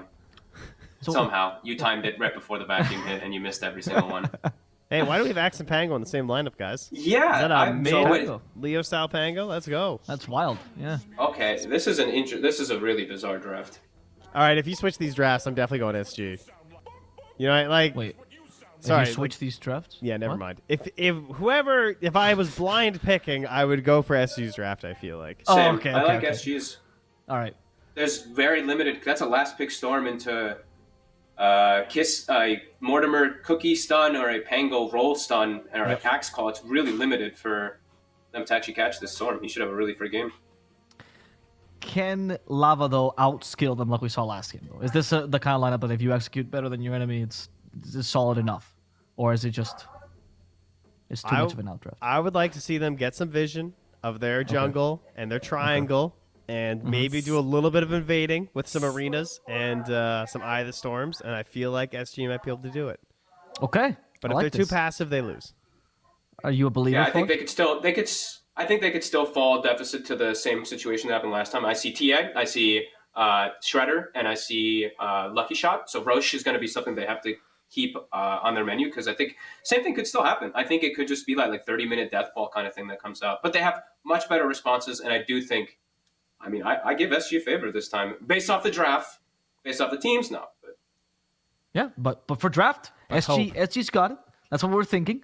Can they mitigate the difference in skill? We'll have to see, but this is certainly an improvement, or maybe the opposite for Thunder or for Lava. We're gonna have to see as the game number 2 is going to begin, and for that we have the two wonderful casters of SeekNStrike and Dota 2 Bowie. Thank you very much, Avo. Bowie, last pick Storm Spirit looks pretty free, right? Like as Fogged was saying, your best catch is Cookie or Axe Call or Rolling Thunder. They've got ways of controlling this Razor a little bit better, but the biggest difference I see between this draft, to me personally, is SG have a much better offlaner who can fight early, fight actively, and that's the Mars. What are your kind of thoughts and collections on this draft? Oh, did everyone just okay? Well, if we're talking about the draft, I do feel like SG's draft is better, but like I guess like the core, the idea that Lava has is still so similar to the first game that I'm kind of scared, honestly. Like, sure, maybe the Storm is hard to kill, but it is a KXY Storm. You know, he is very keen on just diving and doing some weird stuff in the mid game, and I just look at Lava and he can just go inside the Roche pit, and now you don't have Snapfire on the enemy team to contest that Roche. So that kind of scares me. But I would agree that like when you look at the heroes, it does feel like the team fights should be better for SG than they were in game 1. Yep. I mean, there's no Snapfire kisses, but they do at least have themselves Chikiro. They've got a Mars Arena, Brambles into the pit. But yeah, it's still really scary, right? Because Lava's very much proposing a very similar kind of tempo, and maybe even a bit faster. What we saw first Roche 14 minutes in, I believe, in game number 1. Definitely probably going to see it a bit earlier. Of course, depending on how the lanes break down for both Lava and SG. How are you feeling about this ABBA support pick as well for Lava? You have any kind of feelings, any thoughts on that? Of course, picked for the Jakiro. I like it a lot. I think it's really strong in the lane they're going to be, right? You're against Willow and Mars, so a lot of things too hard to spell. One thing that I want to talk about is Jakiro, though, but maybe after this team fight, is how 5-man good. breath? I don't think I've ever seen that. But they buffed this skill so much, Richie. You have no idea. Because not only they made a cast point better, but they made the swing in between the breaths better as well. So it's 14% faster than it used to be. It used to take 80%. I'm sorry, 0.85 seconds, and now it takes 0.5. So it's like it's 40% faster or something. It's insane how much better and how easier it is to lane with Jakiro now. That is quite the buff here. As Wish doing so much damage there for the first blood. I don't think I've ever seen a 5-man dual breath. That was pretty very amazing. satisfying. Yeah. Yeah, Lava was like, I thought we were the Lava. Why do we have all the dual breath on us this time? That's not fun. They only have one shield, you know. If it was Oracle, maybe it could AoE dispel if you're Q, but shield only works on one person at a time. Very true, and it wasn't even enough to save Wu either, as Runes will go to a piece here. We ended up getting first blood. It went to the Jakiro, so you know it's not into the hands of the Storm. It's not onto the Razor, right? But a little bit of a faster activation. There's 3 heroes bottom currently as well for SG, as they're going to be looking maybe for a second cheeky kill. Kotaro is sitting in the lane here with Meld already leveled. Here's Widge now looking to connect from the side. You have a Sentry on the Willow. Will they read this? Kotaro waiting patiently. As there's going to be the jump on in. Out comes Widge from the trees. Another dual breath connects onto the whole wave as the Brambles don't find Kotaro, but the right clicks certainly are from Hiko. Fairy Fire eaten, everything to try and keep himself alive, but Kotaro is still going to drop. As the ABBA simply doesn't have the damage and might not even have the life to live through this, but he's going to be A-okay. So nice early game here from Widge especially, as he will then be free to rotate top lane. So he doesn't even force Arms to have too bad of a time either. That was very unfortunate because the MJZ actually used the shield just as the TA got out of the meld, so they couldn't dispel the Breath Fire and the slow from Mars. So I'm pretty sure he doesn't die there if he didn't use the shield. Like he felt he was alone, so we do feed Kotaro. Deception, and Wiz is immediately back at it top lane as well with the dual breath. No, he's not going to have the damage for this kill with all that regen underneath the tower, in addition to that tango, but does force Moose to pop that self. Hero here with, he's rich, man. Ring a Bazzy already. Ooh, we're position 5. Love to see it. 1-0-1 already. So low. He is really rich. I do, you know, we're actually talking about lack of lockdown for Storm, but I think if they actually just rush a Blink Dagger on the Spangolier, he's probably going to go for like a Javelin or a Maelstrom, but once he has Blink, I feel like it's really easy for him to just jump on top of the Storm, and then the Axe can quickly follow up with the call. It's impossible for the Storm to really dodge it unless he like has vision and expects the jump to come. So that could be scary for KXY. I'm very interested to see how Leostat is going to itemize this game. Good point right here on this mid Pangolier. First item into the Orb of Corrosion, which is also going to help do Roche a lot faster. But just such a value item, right, for anyone with these instant auto attacks kind of things, like Swashbuckle is. Gotta love the true efficiency. Dropping the Iron Branch to activate the Water Rune, man. Love to see it. Yeah, I love when they actually used to be like addicted to dropping no talismans. I remember watching like Sumeo and all the streamers, and like I knew I was playing so much worse dropping the no talismans, but I felt like I was like being efficient. It can be deceptively, like it actually hurt your game if you're not, you know, an 11k MMR player. Yeah, you got to have the reaction times for it as 2 kills up top lane. Franklin ended up denying himself, but they do get that kill onto Arms from long range here with this little Shredder level 2 now, so plenty of bonus armor for the Razor, who only starts with, what is his base armor? Well, it's low. He's only up to 3.9, so closer to 4, but low armor, and low enough for the little Shredder to put him into the negatives. Amp all that damage. Oh, yeah. Woo! Is just going to die here. Okay. It looked like he might have gotten that kill on the Hiko, but it was just a level 2 Aphotic Shield, and no follow-up was there. Kotaro too busy securing creeps in the lane. I mean, sometimes it's a good def. You know, he bought out. He dropped a lot of items there. He's going to bring Kotaro some stuff. A lot of damage on Arms. Not a lot of armor, though, as he's currently sitting at only 1. Moose fighting through him, but going to be Arms still taking the victory here with all that 72 stolen damage. Static Link level 2 here for him in this lane. One thing that's really good. Sorry, go on. Oh, I was going to ask you. Oh, yes. There's Swashbuckle from Leo Style. Gets the kill. Then he's even get a bit of tower damage in. What happened there? That's huge, actually, for Leo. Now he's level 6. He's got a rune. I mean, Kexwai just got greedy. Pengalero was low HP, but he did had a stick, and he was fighting into 4 creeps, and you're a ranged hero in the storm, right? So you don't have the damage block. He just got outplayed. Oh, the slow. Is it good enough to keep him alive? It seems like it is. It did catch Arms again top lane. And now there's the threat of Rolling Thunder looming over Faker, who still needs, I think, just 1 more camp here after this wave ends, or just the additional creep wave.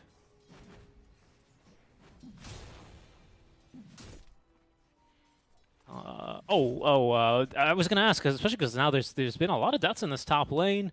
Razor with 2, Frank with 1. Wish still deathless in this game. He's having a flawless support game so far.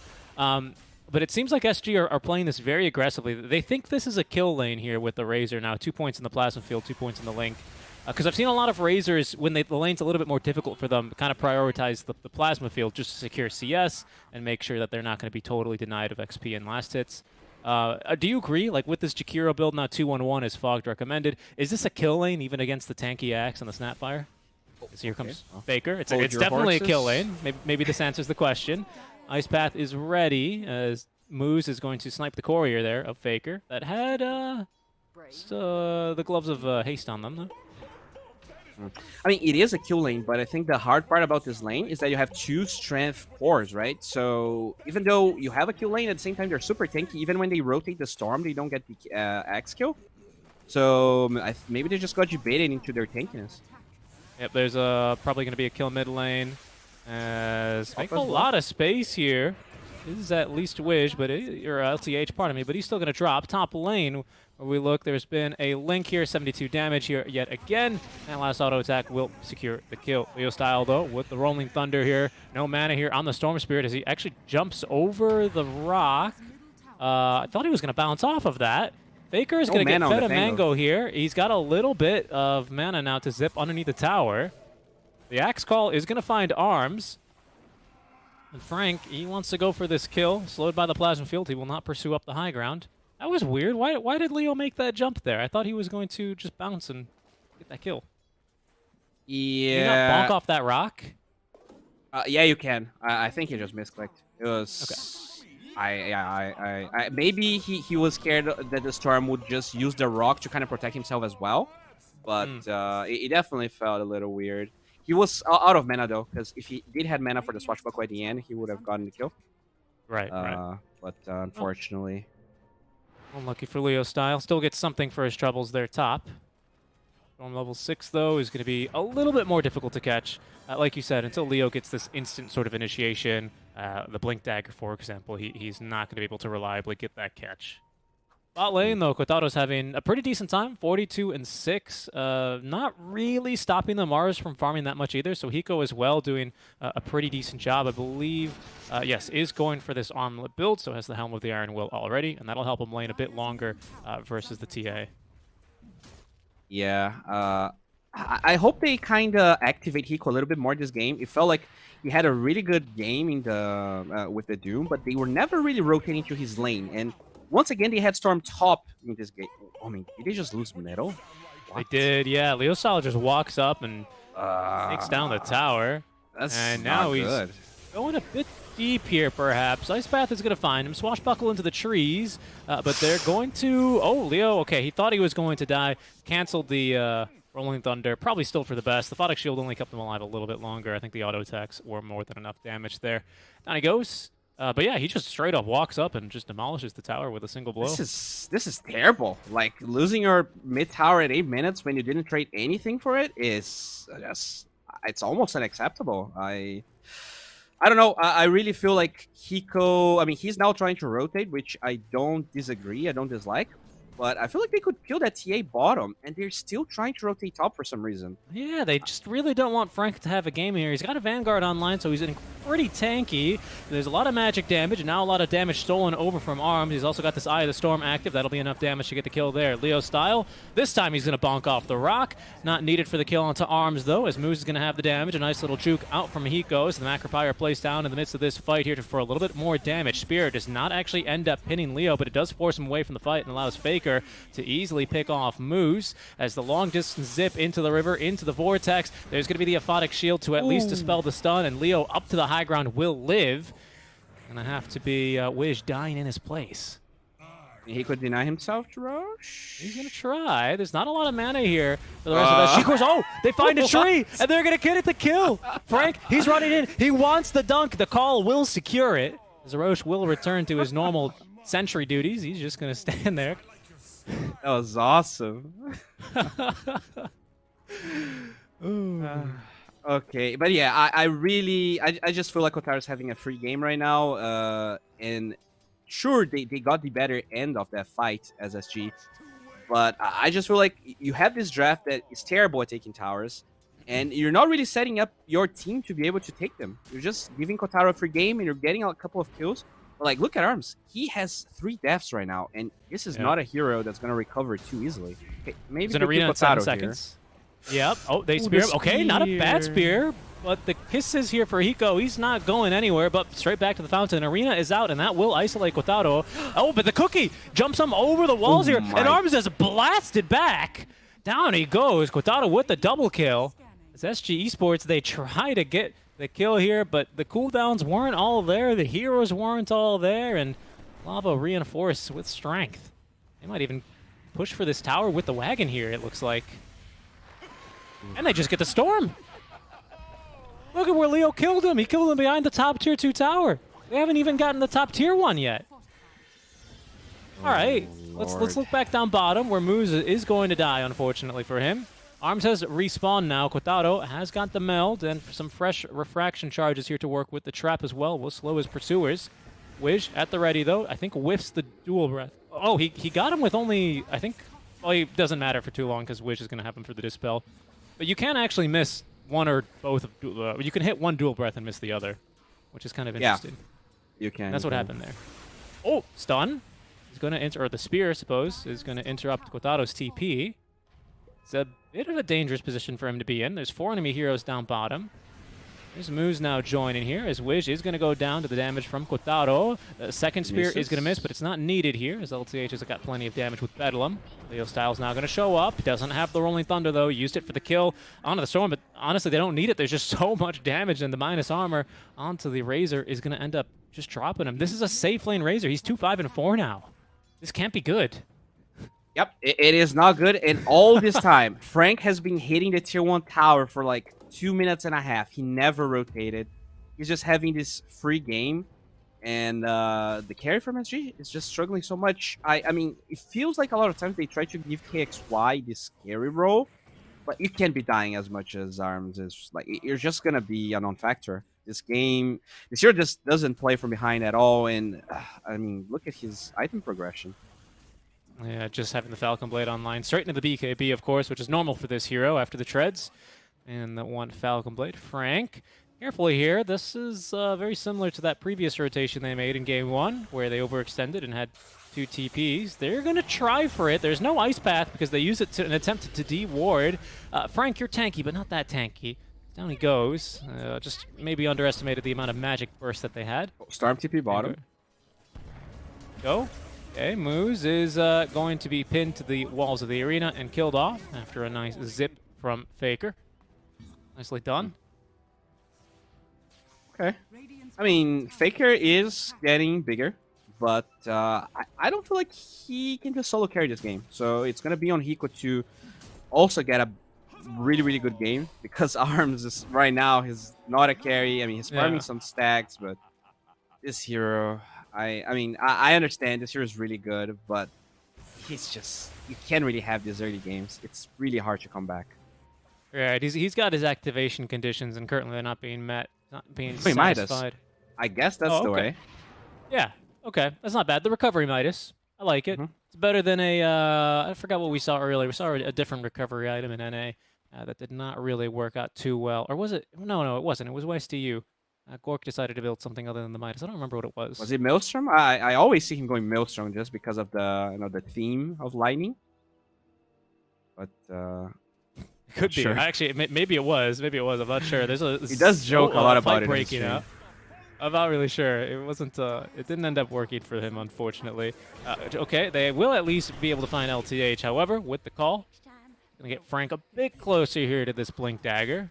Most importantly, SG, they've been repelled. They're gonna go at it again though, as they smoke up S2 in the mid lane. It's Arms and Wiz. It looks like they're maybe. What are they? Are they just doing a roast check? They want Kotaro here, perhaps? And there's the zip. He's going to go invis. My goodness, Faker nearly gets one shot there. But there's going to be the ice path to follow up. Kiss is coming down here to try and get something back. But the life of Kotaro has been taken. Leo Style now giving chase. Good positioning here by Arms in the river as he jukes once, jukes twice, and even a third time Ole, sir. Unfortunately, Swashbuckle is still ready, and he's going to die regardless. But at least he doesn't die to the Rolling Thunder. Really good dancing from him. And I mean, the Storm is getting big. He did die a little bit before he finishes Midas, which is unfortunate. And they keep fighting. They're going to try. Borrow time here and into just so much damage from Faker. A great ice path, though, is not going to save him because, again, Leo Style still had the Swashbuckle at the ready. Yule Scepter as well is going to surprise Hiko, who threw the spear, unable to find the Pangolin. Moose is currently fighting versus LTH, and now will be assisted here by Hiko. Should be able to secure this kill as the spear will kill him there. Leo, though, again with the not even with the Swashbuckle, just with Shield Crash, picks off another. Paul is out, but of course Jakiro doesn't really attack all that often. Another great spear here. Does actually end up stunning Leo Style. The dunk comes through, but the dual breath applied allows Hiko to at least pick off the Pangolier. This is an exciting game, isn't it? Well, averaging well over 2 kills a minute. Yeah, this is the perfect SA game. Just tons of kills, crazy builds. I think Fogged is probably struggling in his chair right now because this Jakiro didn't really respect the laws of Jakiro from Fogged. But looks like they're just gonna roach. Literally exactly like the first game. Just force a fight, make sure a lot of cooldowns are spent, and you can roach in 10 seconds. Yeah, there it is, the double melds. That's a full medallion. No, a full solar crest, pardon me, up for Moose already, and a max little shredder. Yeah, down it goes. Aegis #1. Oh, don't forget, there it is. Aegis #1 now for Kotaro. Right. So yeah, this TA just gonna farm for 5 minutes. They'll try to force a couple of towers, but whoa, they're jumping. Are going to try and get this Aegis off of her. A Cookie into the Aphotic Shield. Good saves here to get her out of that bit of trouble. And there's going to be a great call now. Kisses raining down. Oh, but the dunk wasn't enough damage here. Faker's actually, he's dying here to Battle Hunger, but he's going to TP out and make it home in time. He'll be okay. I mean, I kind of commend this goal because, if they can force a couple of cooldowns, just take the Aegis. It's not a bad idea, but it feels like they don't really know where the heroes are, and they just go anyways. It's not like it's always bad to take a fight when the enemy has Aegis, but I really feel like SG doesn't think through in a lot of those moves. They're like, maybe if we get lucky, Abaddon's not going to be there, but there were 2 supports just back in the TA. Yeah, I mean, there they go again, right? Abba just immediately Yeah. dispelling the electric vortex, and there's that kill attempt wasted. I will say, at least for SG, all this constant, if not fighting, at least saber rattling where they kind of go in and just barely escape, is buying a lot of space here for the Razor. And with his Midas, he's actually slowly but surely starting to recover a little bit. Hiko with the Blink Dagger is going to have his smoke break. As SG are going to rotate through their own high ground to get into their jungle. I really like their smoke movements, to be honest, from SG. Especially when they're playing from behind. Here they go again. Kotaro. Oh, they're going to find him. Spear, isolated. And there's going to be the jump in. That's Aegis immediately deleted. And even Wiz could get in there fast enough here. Sorry, make that Wu could get in fast enough to save his ally that time. And that's Aegis removed. And look at Hiko. He's going to cut the wave. He wants to make sure they're not going to take this tower that easily. That's really good. Yep, Spear into the Rebuke. He's got the Blink. No TP for 15 seconds, but I think he knows he's relatively safe. So This is really good. Yeah, it is really good. Yes. And he's Hiko's actually going into the Halberd next. I really, really like this item build here for the Mars. They're going to chase after him. Definitely something they lacked in that first game. Now, not only to break the Lincolns, the 2 Lincolns that they have, but against TA is just such a godly item. Yep, 5-second disarm against her. TA very much I mean, especially now in this series, a carry, right? But even mid lane TAs, they don't really like to build any Sanjas, any sort of status resist items. Now, especially that Satanic, for a while, of course, doesn't give any status resist, so it's a pretty valuable item against a hero like this. Yeah, I think I don't remember if it was Black or SVG talking about it. They were talking about why AM is terrible versus Puck. Well, maybe I shouldn't talk about this because a fight's gonna break out. But they were talking about the fact that like AM and TA, they're not heroes that really Ghost and Genyasha, and against these heroes that have really long disables, like TA. Okay, there they go. Arena is up. Look at this. They put up the arena perfectly. Wu cannot help his ally. He's just stuck. He's got to just look through the cracks in that arena and just pray, basically. But the turn is great from Leo style. Terrorize might be, well, it's decent here. But I think this is still going to condemn Hiko, as well as his mid lane Faker. Hiko is going to be held down by the call of Frank. It's going to be a dunk incoming here, although perhaps not, as he is speared away. And Kotaro from the grave gets the kill there with the trap damage. But a very nice jump. That Invis rune used very, very nice from Faker. But and an even better arena, to be quite honest. But I don't know if that's really quite worth it. A 2-for-1 trade without the rest of the team from SG to kind of back them up might not have been for the best. Yeah, and it's not like Lava was in a position to be able to take any towers. I feel like it was a little bit unnecessary. You know, just like in game 1. Not terrible, not great. The Razor is recovering, though. That is, we're talking about Arms is going to Midas just now. And he has BKB in about 400 gold. And there's a long ways until Roshan is up. Yep, Wish is going to take a death top. But, I mean, hey, that's space. Faker's going to cut an extra wave. There's no Fortify available for this one either. Leo Style, he's got Rolling Thunder in 2 seconds. This could be problematic. Faker, he's going to be able to escape. It's 2 seconds too long.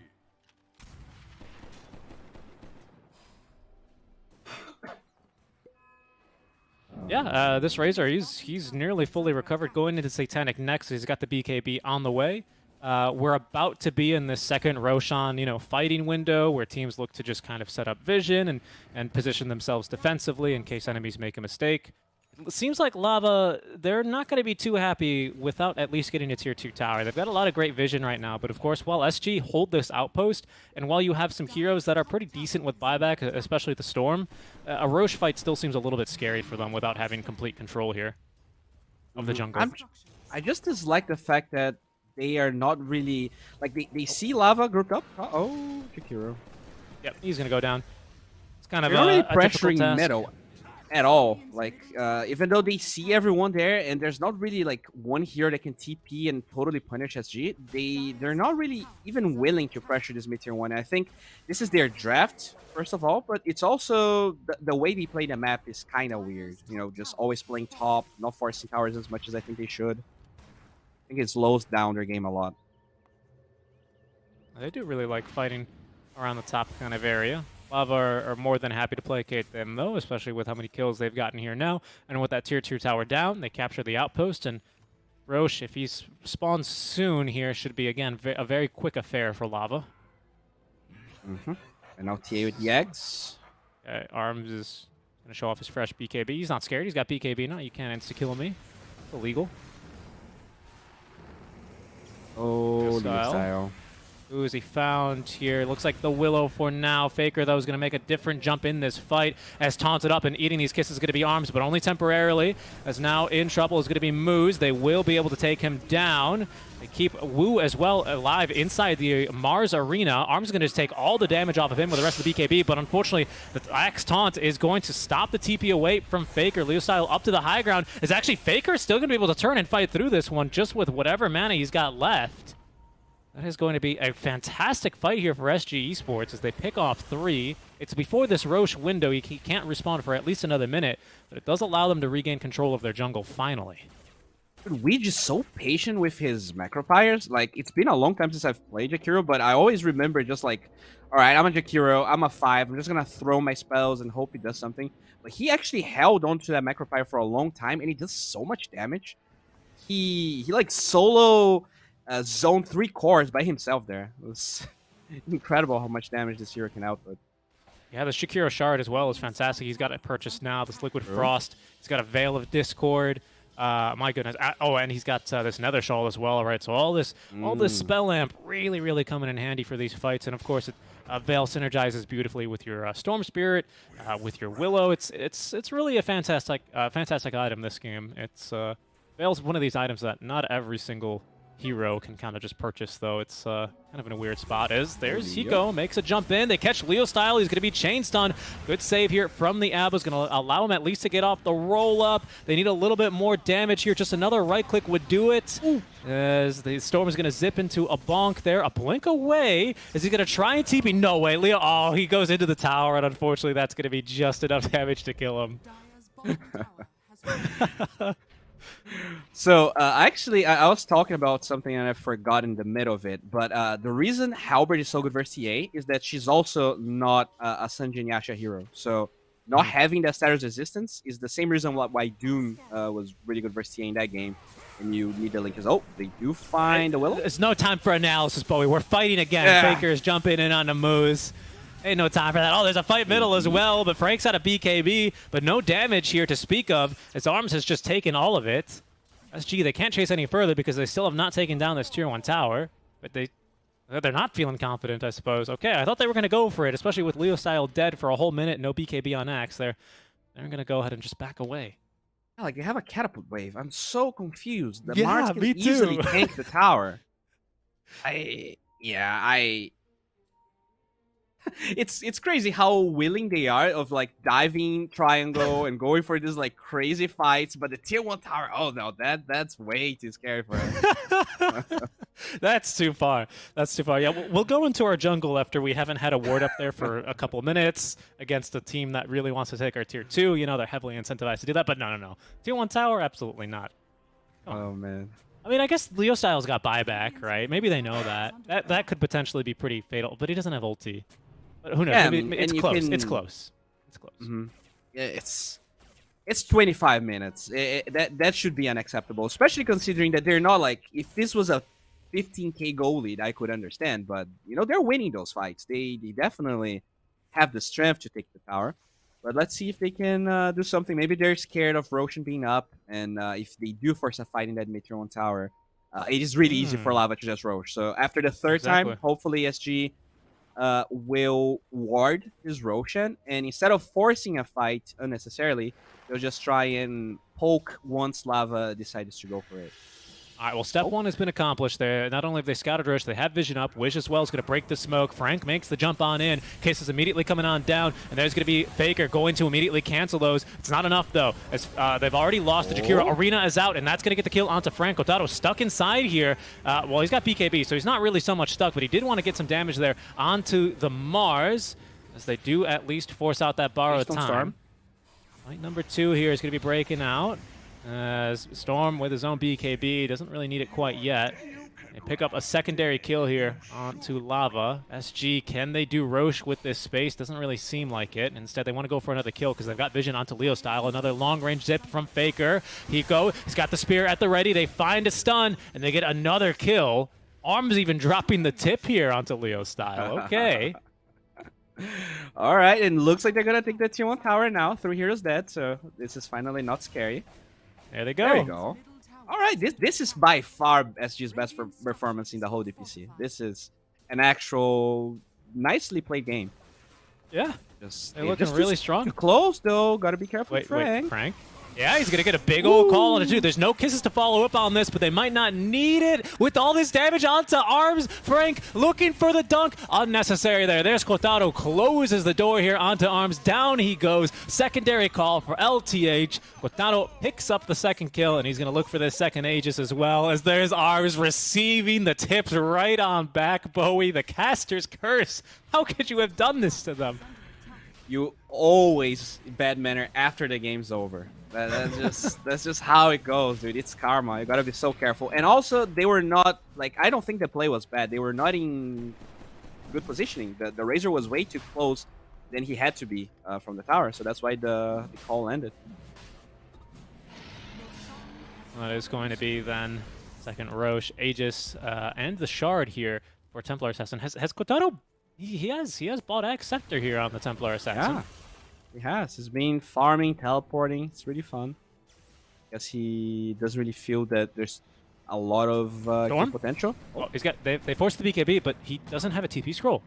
He Or doesn't have a mana to TP zip. scroll or mana. He's going to be able to zip here in just a second, but it's not going to be a very long zip. Oh, and he gets actually pooped up to the high ground, but Leo Style still has a swashbuckle. All right. And that's, we were talking about KXY. This is the classic KXY move, by himself, very far away from anyone. And yeah, that's unfortunate, because with that Aegis, I do feel like Lava will be very pleased to take tier 2 tower, maybe even force a buyback that doesn't exist. So this means maybe some high ground damage being done, although the wave is very far away, actually, so forget what I said. Yep, but there is a wave conveniently there mid, which Lava are going to ping and focus their attention on towards. LTH is going to clear the first wave, but Jakiro is, already feeling the pressure here, as there's the wards placed down, by Wu. And he's going to be able to zone away any sort of defense. Lava take another tower, especially SG without a storm, no buyback, and even if he did, no BKB for a while, would be scary. Okay, well, there's... Sure, yeah, just, forcing the borrowed time, whatever. Short cooldown, 50 seconds. We'll have that ready to go. But SG, they're going to smoke up. Look for another fight here. The scan lets them know that, yes, indeed, Abba is still here. Blink into the arena here. Have a ward showing TA. Easy kill, and now they've got him down. Head for 50. They also find themselves the Snapfire, but Kotaro's going to Psionic Projection in. He's disarmed, though, before the BKB is through. And terrorized, Moose can do nothing but die. He's going to end up buying back, but they have to TP to the outpost. Kotaro is going to be able to Psionic Projection away. This Axe is ridiculous. I didn't get the chance to say, but this Axe is ridiculous. A 1.5 second TP to anywhere on the map where you have a trap. My goodness. Yeah, I mean, that was really cool play from SG. They had that ward in the triangle, so they knew TA was farming. Obviously, she can't teleport, as we just witnessed, but the BKB there really being crucial for Kotaro. But at the end of the day, this was a buyback from Lava. They do defend the tier 2 tower. I mean, at least the bottom one for now. So it's not terrible. This is pretty good. Yep, they get a buyback out from that as well, don't they? I think... Moose ends up buying back there. Yes, indeed. So some resources expended. They don't get through the Aegis, but that's another, that's an 8-second BKB charge wasted away. And of course, it doesn't really make that big of a difference this game. Yeah, kind of, right? We've seen Macropire actually make quite a big difference in these fights. Bedlam as well, right? Useful at killing a TA, as they are going to find themselves an Abu, who activates the borrowed time. They were expecting a stun here onto Faker. That's why the kisses are out, but BKB active. He's A-okay. Arms is taking his Pangolin for a walk. Now we'll turn his attention towards the Abu, but interrupted by Frank as Leo jumps right back on in. Has Rolling Thunder a bit longer, and that allows Kotaro to jump in and very easily pick up that kill. Eco is tanking a little bit there as the Ice Path does interrupt Kotaro. Frank continuing to chase, gets a secondary call here onto the Mars, but not enough damage for the kill. So they're still looking for another. Oh, the sonic projection. Okay, there goes Kotaro. Snipes Widge, looking for the secondary one here onto the Mars, as he is going to reflect the disarm onto himself. Gets off the God's Rebuke. Terrorize incoming. Does catch 3 heroes. I cannot believe that Hiko is still alive, but he's going to actually make it back into his high ground. Wow. Crazy fight, as this game has, gave us multiple crazy fights. But once again, SG, they know TA has Egg, so even though she's showing top, like, it doesn't matter. She can easily teleport. And they just keep forcing these fights into ages when even, like, no objective was necessarily being forced. I think this is hurting their game a lot. There were a couple of smokes that were good, but I also feel like they're forcing a lot of fights that they don't have to. It's 40 seconds until the ages is over at the end of the day. Yeah, that's what's been the most shocking to me, right? And this is something that's been consistent from SG in this game as well as last, where they just always try and get a quick little fight after this Aegis. And perhaps that's why Kotaro decided to go into the Ags. I mean, it also allows them to just do this and farm Ancients and then come back and immediately fight, so it's a good item for this purpose as well, of course, and it's kept them alive a couple of extra times. But it's also good for this purpose, right? Because whenever the SG, who are just so willing to clash, do so, there's just always a trap nearby, and he's there, ready to fight. That's not traditionally what a TA does, right? That's not what you expect it to do. It's not a Spectre, right, who is kind of the hero that is used to doing this. She kind of does become Spectre, though. That's a good point. Yes, Spectre doesn't really have to charge the teleport, but still pretty good nonetheless. Yeah, I mean, 1.5 seconds. I don't think that's too much of an ask for the TA to become basically soft Spectre as they jump onto Leo style. They're going to try and get through him. BKB forced out. Sorry, make that roll up forced out. And Rolling Thunder even as he's off and away. Stun is going to find Hiko's. Kotaro is going to get Wish on the low ground. Not one shot at least. He does make it to safety. -11 armor close to the tower. Jesus. Yep. Oh, it's a DD room that's just spawned in the river. We'll see who's going to scout that. There's no traps here, actually, on the power runes. Somewhat surprising for Kotaro. But I'm sure someone's going to notice that at some stage. Right, time for a smoke. Finally, Aegis is down. I think this is a good idea. Let's see if we can... Look who's here. It's always Wu. Just breaking these smokes. This is not the person they want. They're going to end up getting pulled in a long fight, and there's that DD room active for Kotaro. He's also got this 25 talents, 8 refraction charges incoming here. I don't know if SG can even tank through that as Kotaro finally joins the fun. Terrorize does not find him. The disarm, though, is real good. That's going to burn a lot of this BKB duration. Arms is thinking about joining this fight, and then sees a TA glowing blue and decides maybe not. And it's a 1-for-1 trade, as Lava do end up losing Frank as well in that engagement. Again, a good fight, actually, from SG. Support for the offlaner. There's no real objective on the map, so they don't really mind not being able to get anything else out of it. That's pretty good. But we have to give credit to MJZ. He's always breaking so many smokes. Like, I don't think SG connected. Maybe besides one on the TA and one on Leo, they barely got anything out of the smokes they're trying. Even though a lot of times they were like wrapping around a lot, right? They were not being lazy with the way they smoked. Yeah, they weren't just drawing a straight line. They were doing, the around the world Dust 2 strats on them. And even then, it didn't really work out.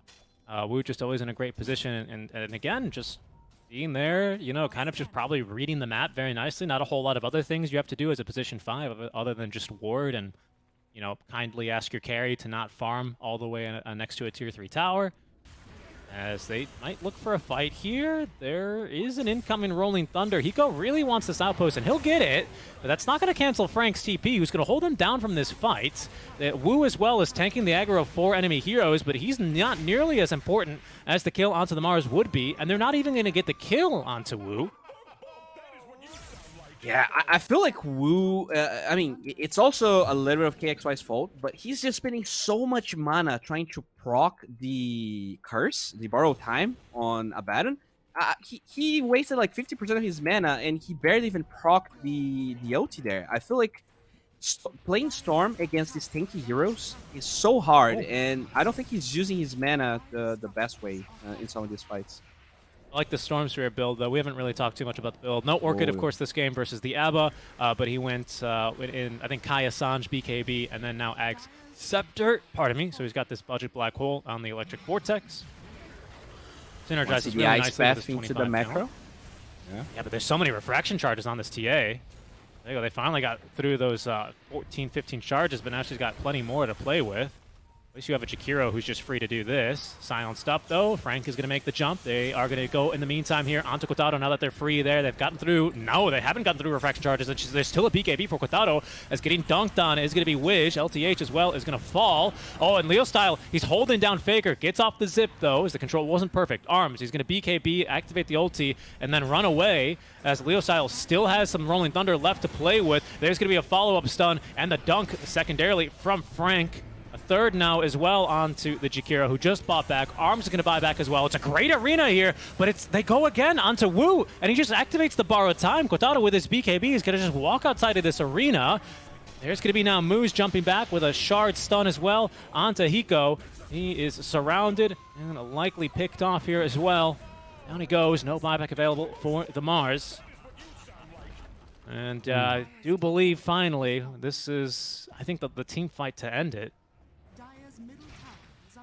Yeah, this is not looking great. The refresher got delayed because of the buyback there on Arms. Yeah, I mean, they have to take this fight, or else they're going to lose everything. Yeah, it's so difficult, though.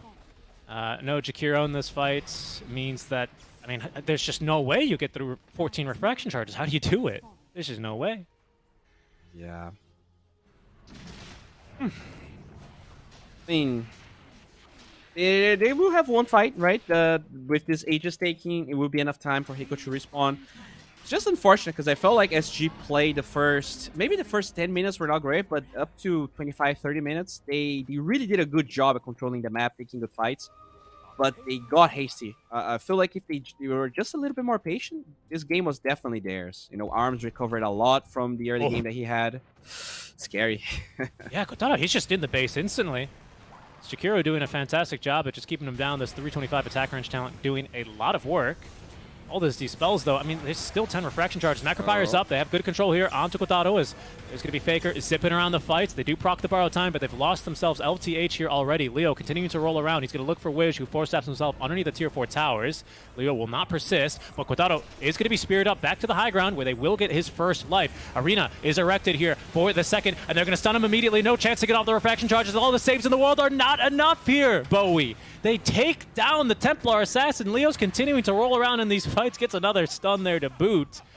But a fantastic hold from SG. It just cost them the buyback of LTH. Huh. Okay. Yeah, that was definitely hasty. I don't feel like the TA needed to teleport in the base just after Roche ended that way. But yeah, I mean, Jakiro is a really good high ground defend hero. Overall, I feel like SG took this fight well. But status quo of the game, still very grim. So if SG wants to come back, I think they have to work hard for it. Ideally, I would like to see them just using this time to get some wards, group around the tier 1 top, make sure you at least know where the TA is. But they are kind of split right now, which would be very scary. Yeah, Frank is on the prowl for some kills here. He's got his own Ag Scepter now, which is going to apply Battle Hunger to affected units. Also reduces armor by 7. Wow, okay. I think that's going to be the bigger point to this Ags this game. Well, we have some time. Oh, hold on. Maybe we don't have time. Leo is here. Faker. Okay, he's got an illusion rune to dispel the battle hunger, but he's kind of low on mana. They also just bought him a gem, and Leo, he wants that gem. He's got eyes for it, but Faker gets off the BKB at least. I think he makes it out of here. Yeah, he makes it out of here. Okay. Being an SG fan is so hard, dude. Faker is always just messing with my heart. Oh. Okay. He's, making sure that the heart rate's, is never too low. Exactly. You gotta get the blood flowing a little bit. All right. So, yeah, I mean, it's going to be a pretty decent window until Roche is up in terms of buybacks. How are we doing here on the side of SG? You have Mars. Okay. It's pretty much just Mars for now, although Storm will farm his pretty soon. Okay. By the way, I think we're... Oh, 27. Hold on. That's 27. And then -6, 33 with Little Shredder is... Okay, so they have -38 armor. If they all want to focus all of their minus armor debuffs onto one specific target, which requires a call, a little bit of luck with the Lucky Shot, the Solar Crest, Little Shredder, and of course Melt Strike with the Deso, that's -38 armor that they have. I think even a TB would kind of shudder in his boots at the thought. This means that the only hero that would be positive armor on the side of SG after that is actually Hiko, because he does still have the Helm of Iron Will. And no, he was actually close to the tower. So when he's close to the tower, he is positive. When he is not close to the tower, he wouldn't have enough. That's huge. Basically, Hiko, he's going to be going from 66 physical resist plus bulwark to 0. Yes. Wow. That's I mean, do they have any other armor items? They don't really. They don't. Yeah, this AC and the towers is basically it. There's not very many in the game. What, Guardian Greaves? I think Vlad's gives you like 2 armor or something these days now or something. Ooh, one thing that I like though is that the Groove Bow on Jakiro means he can actually cast Liquid Frost from pretty far away. That's cool. He's got a big old attack range. If you can swing it, getting the Enchanted Quiver on this hero feels amazing because it's a 4-second cooldown which matches the Liquid Fire. You just auto-cast that baby and you keep tossing one of those in every single fight. Feels amazing. Yeah. Very, very true. So, I mean, SG... I really feel like they have one, actually. I'm surprised he's not using the Quiver. Yeah. Huh. What is he holding instead? He's still holding on this Grove Bow? I mean, you do apply the Magic Raz debuff, though, right? So, because he has so much magic damage, maybe he feels like that's better. But I agree. Yep. For me, it would be the range. The range is what makes me feel a lot safer. Yeah. It's definitely really good.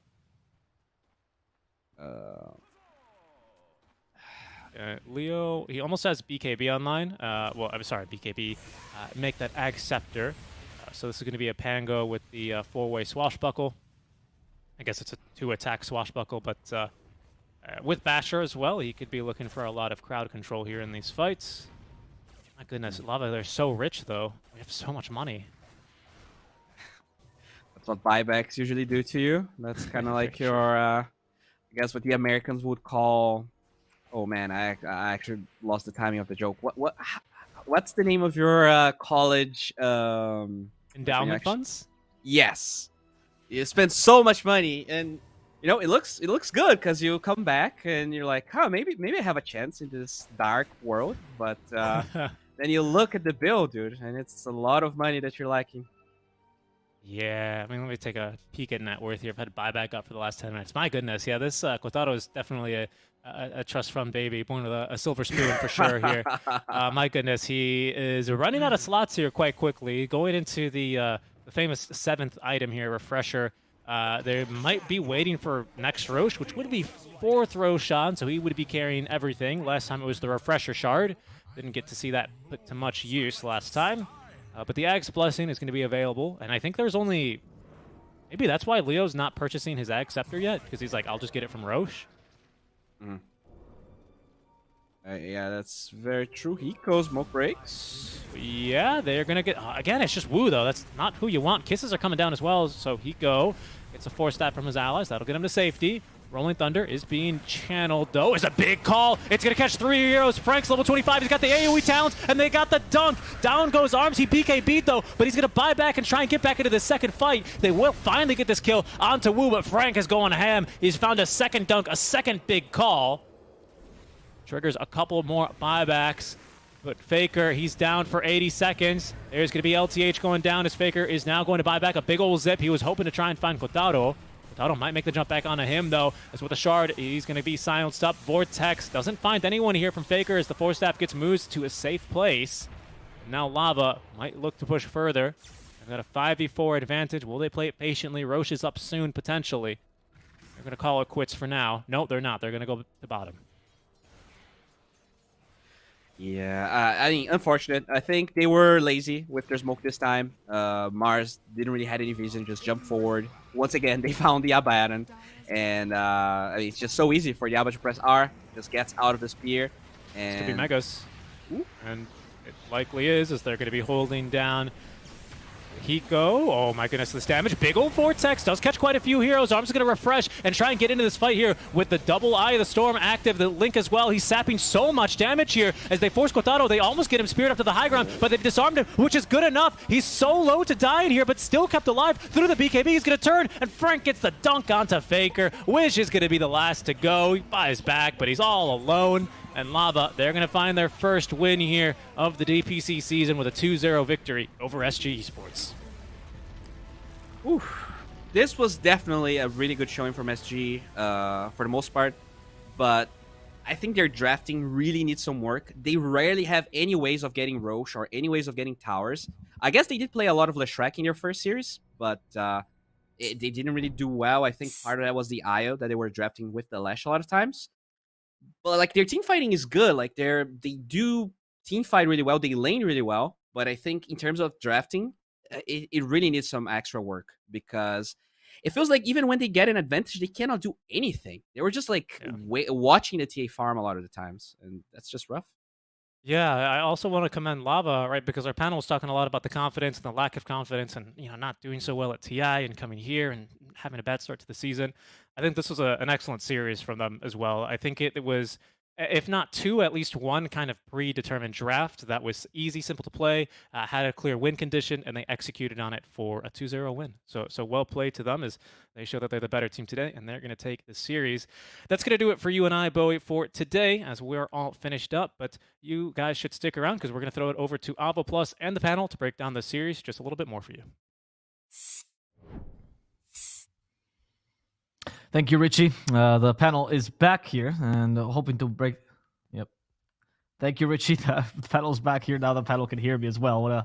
What a nice thing to have.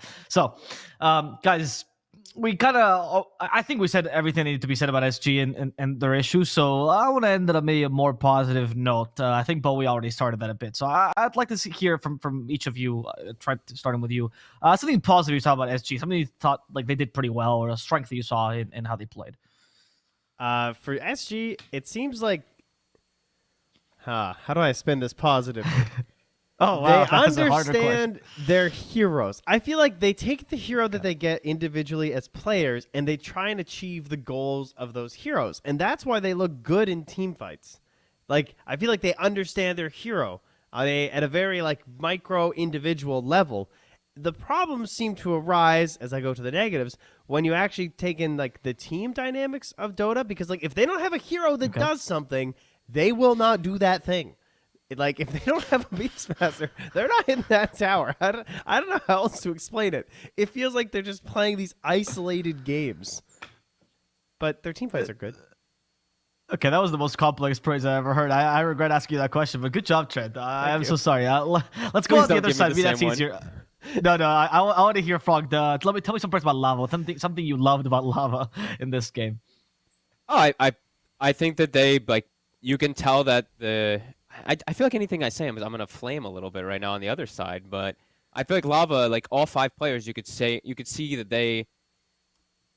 God, it's gonna come off like such flame, but it is what it is. Like they played their heroes with confidence, and I think you could see that they're very comfortable on everything. Like I know we're saying like in team fights and all that, like some of the spell casting from the side of SG was pretty good, but I see this like the combo plays that coming up from like the Snapfire, let's say again from Moose. He's landing these double stuns. He's letting his scatter into his cookie stun very cleanly. He's not out of position. Itemized for the team rather than for himself. When I look at the other side, I see the supports itemizing for themselves on SG, which I never really like seeing in the higher echelon of play. I feel like that's just asking for disaster. I see like Lotus Orbs, Glimmers, etc. on the other supports, which is the dream. I feel like Lava's just they did everything they really needed to do with their draft, but they took over the map and dominated and didn't play afraid. I think that's probably the biggest thing I'll go with is no fear. I feel like when I see a Pango playing versus a Storm Spirit in the middle lane and he takes the tower, that kind of says everything for me in the game. The fact that he's not afraid to even put himself in that position. I think he died like immediately afterwards, but absolutely worth 10 out of 10 worth it. Like you could do that 100 times in a game, it would be worth it. Like getting tier 1 mid, your mid tower wasn't even hit at that point, I don't think. From versus a Storm Spirit as a Pango, like that's crazy. So I feel like they just played to their strengths, but also just played like without that fear of, oh my God, what's the other team doing? It's just we're gonna play our own game because we know what our draft is supposed to do. Okay, I like that. Final thoughts. We're getting ready for another extra piece of contest coming up soon. I just want to hear what are your final thoughts on the Pango pick? Because I know when we saw the Pango, it was like, oh, okay. Did you feel like it made sense now as the game progressed, Trent? Yeah, I think it is something they played before, if I'm not mistaken, last season. I feel like because more teams were playing it then, but they definitely had more of like a standout one for Leo style. And when I watched in the game, I was like, oh yeah, this is actually kind of sick, this game, because if you can get those initial stuns that you're talking about, like with the axe, and then they have a lot of chain follow up there, right, with the Pango rolling through, and versus the arena, it's just that's where it really shines this game, right? Like they had no way to stop him once he started rolling. They had no BKB piercing, and they didn't even really want to buy it. Like who's gonna get like an Abyssal? No one's getting Abyssal. Abyssal Pango in itself kind of sucks anyway, so he's just free once he gets rolling. And he had such a good lane that it's like these effects that happens in games when your early game doesn't go as you expect it to, right? Like your Storm versus Pango, your Storm should be fine. Your Storm should be winning that matchup. Your Razor, your Jakiro versus like Axe Snapfire, you guys should also be. You should be winning that lane. Instead, Razor's 0-3. He's in full recovery mode in the point of the game that they're supposed to be strong. So, like I heard Bowie was saying, up to like the 12-minute mark or so, the game was pretty disastrous for SG, and then they started finding their footing because ARM was finding their farm. But that's not the way that their game is supposed to be played. Razor's supposed to be ahead. Right. He's supposed to be able to be the one dictating things. Instead, they're completely on back foot for like 12 minutes. And hey, they're weathering their storm. They're getting some decent fights, but that's not the game that they want to be playing. Sure, they can still win at that point, but Razor, when he's catching up, that's not where Razor wants to be. Razor wants to be where that TA was instead of where he was on that net worth early on. So these mistakes early game, they really spiral out of control, and they cause the game to look a lot harder than I feel like we could have anticipated when you look at the drafts, because that game looked really hard for them to recover at one point just because they're very behind on two heroes, and Pango has Yules, and Storm has to go Kaya Sanj instead of going for Orchid for pickoffs because he's versus a Baden Shield and this Yules on Pango so early. So a lot of adaptation that came out for SG that I feel like if they got to play their game again, they'd be like, this is not what we want to do. This is just what ended up happening. We wanted to be ahead in the early game with Razor Storm. Right. Let's look now at the team who was ahead as we managed to secure an interview with their captain in 5, who I will now ask his official name, but we all call him Wu here in the South American community. But we're gonna have to see. So we're gonna go to the interview here, which I will be interviewing and translating. Hello. Perdón. Hola. Hola. ¿Cómo estás, Wu? ¿Qué tal? Hola. ¿Se me escucha bien todo? Sí. Antes de empezar, ¿cómo te llamo ahora? Porque yo te llamo un Wu, pero ¿es Cat Depende del público, de la gente, no sé. O sea, Wu, Cat-U, MJC, cualquiera está bien, creo yo. ¿El nombre te lo pusiste por el jugador de Nubi? Young, ¿es antiguo? ¿O es en parte, pero es casualidad. Porque ese era un nombre que estaba antes en otro juego. O sea, se usaba en un RPG que se llama Brian Soul. Y ese nombre lo tenía por ahí. Entonces me gusta su nombre.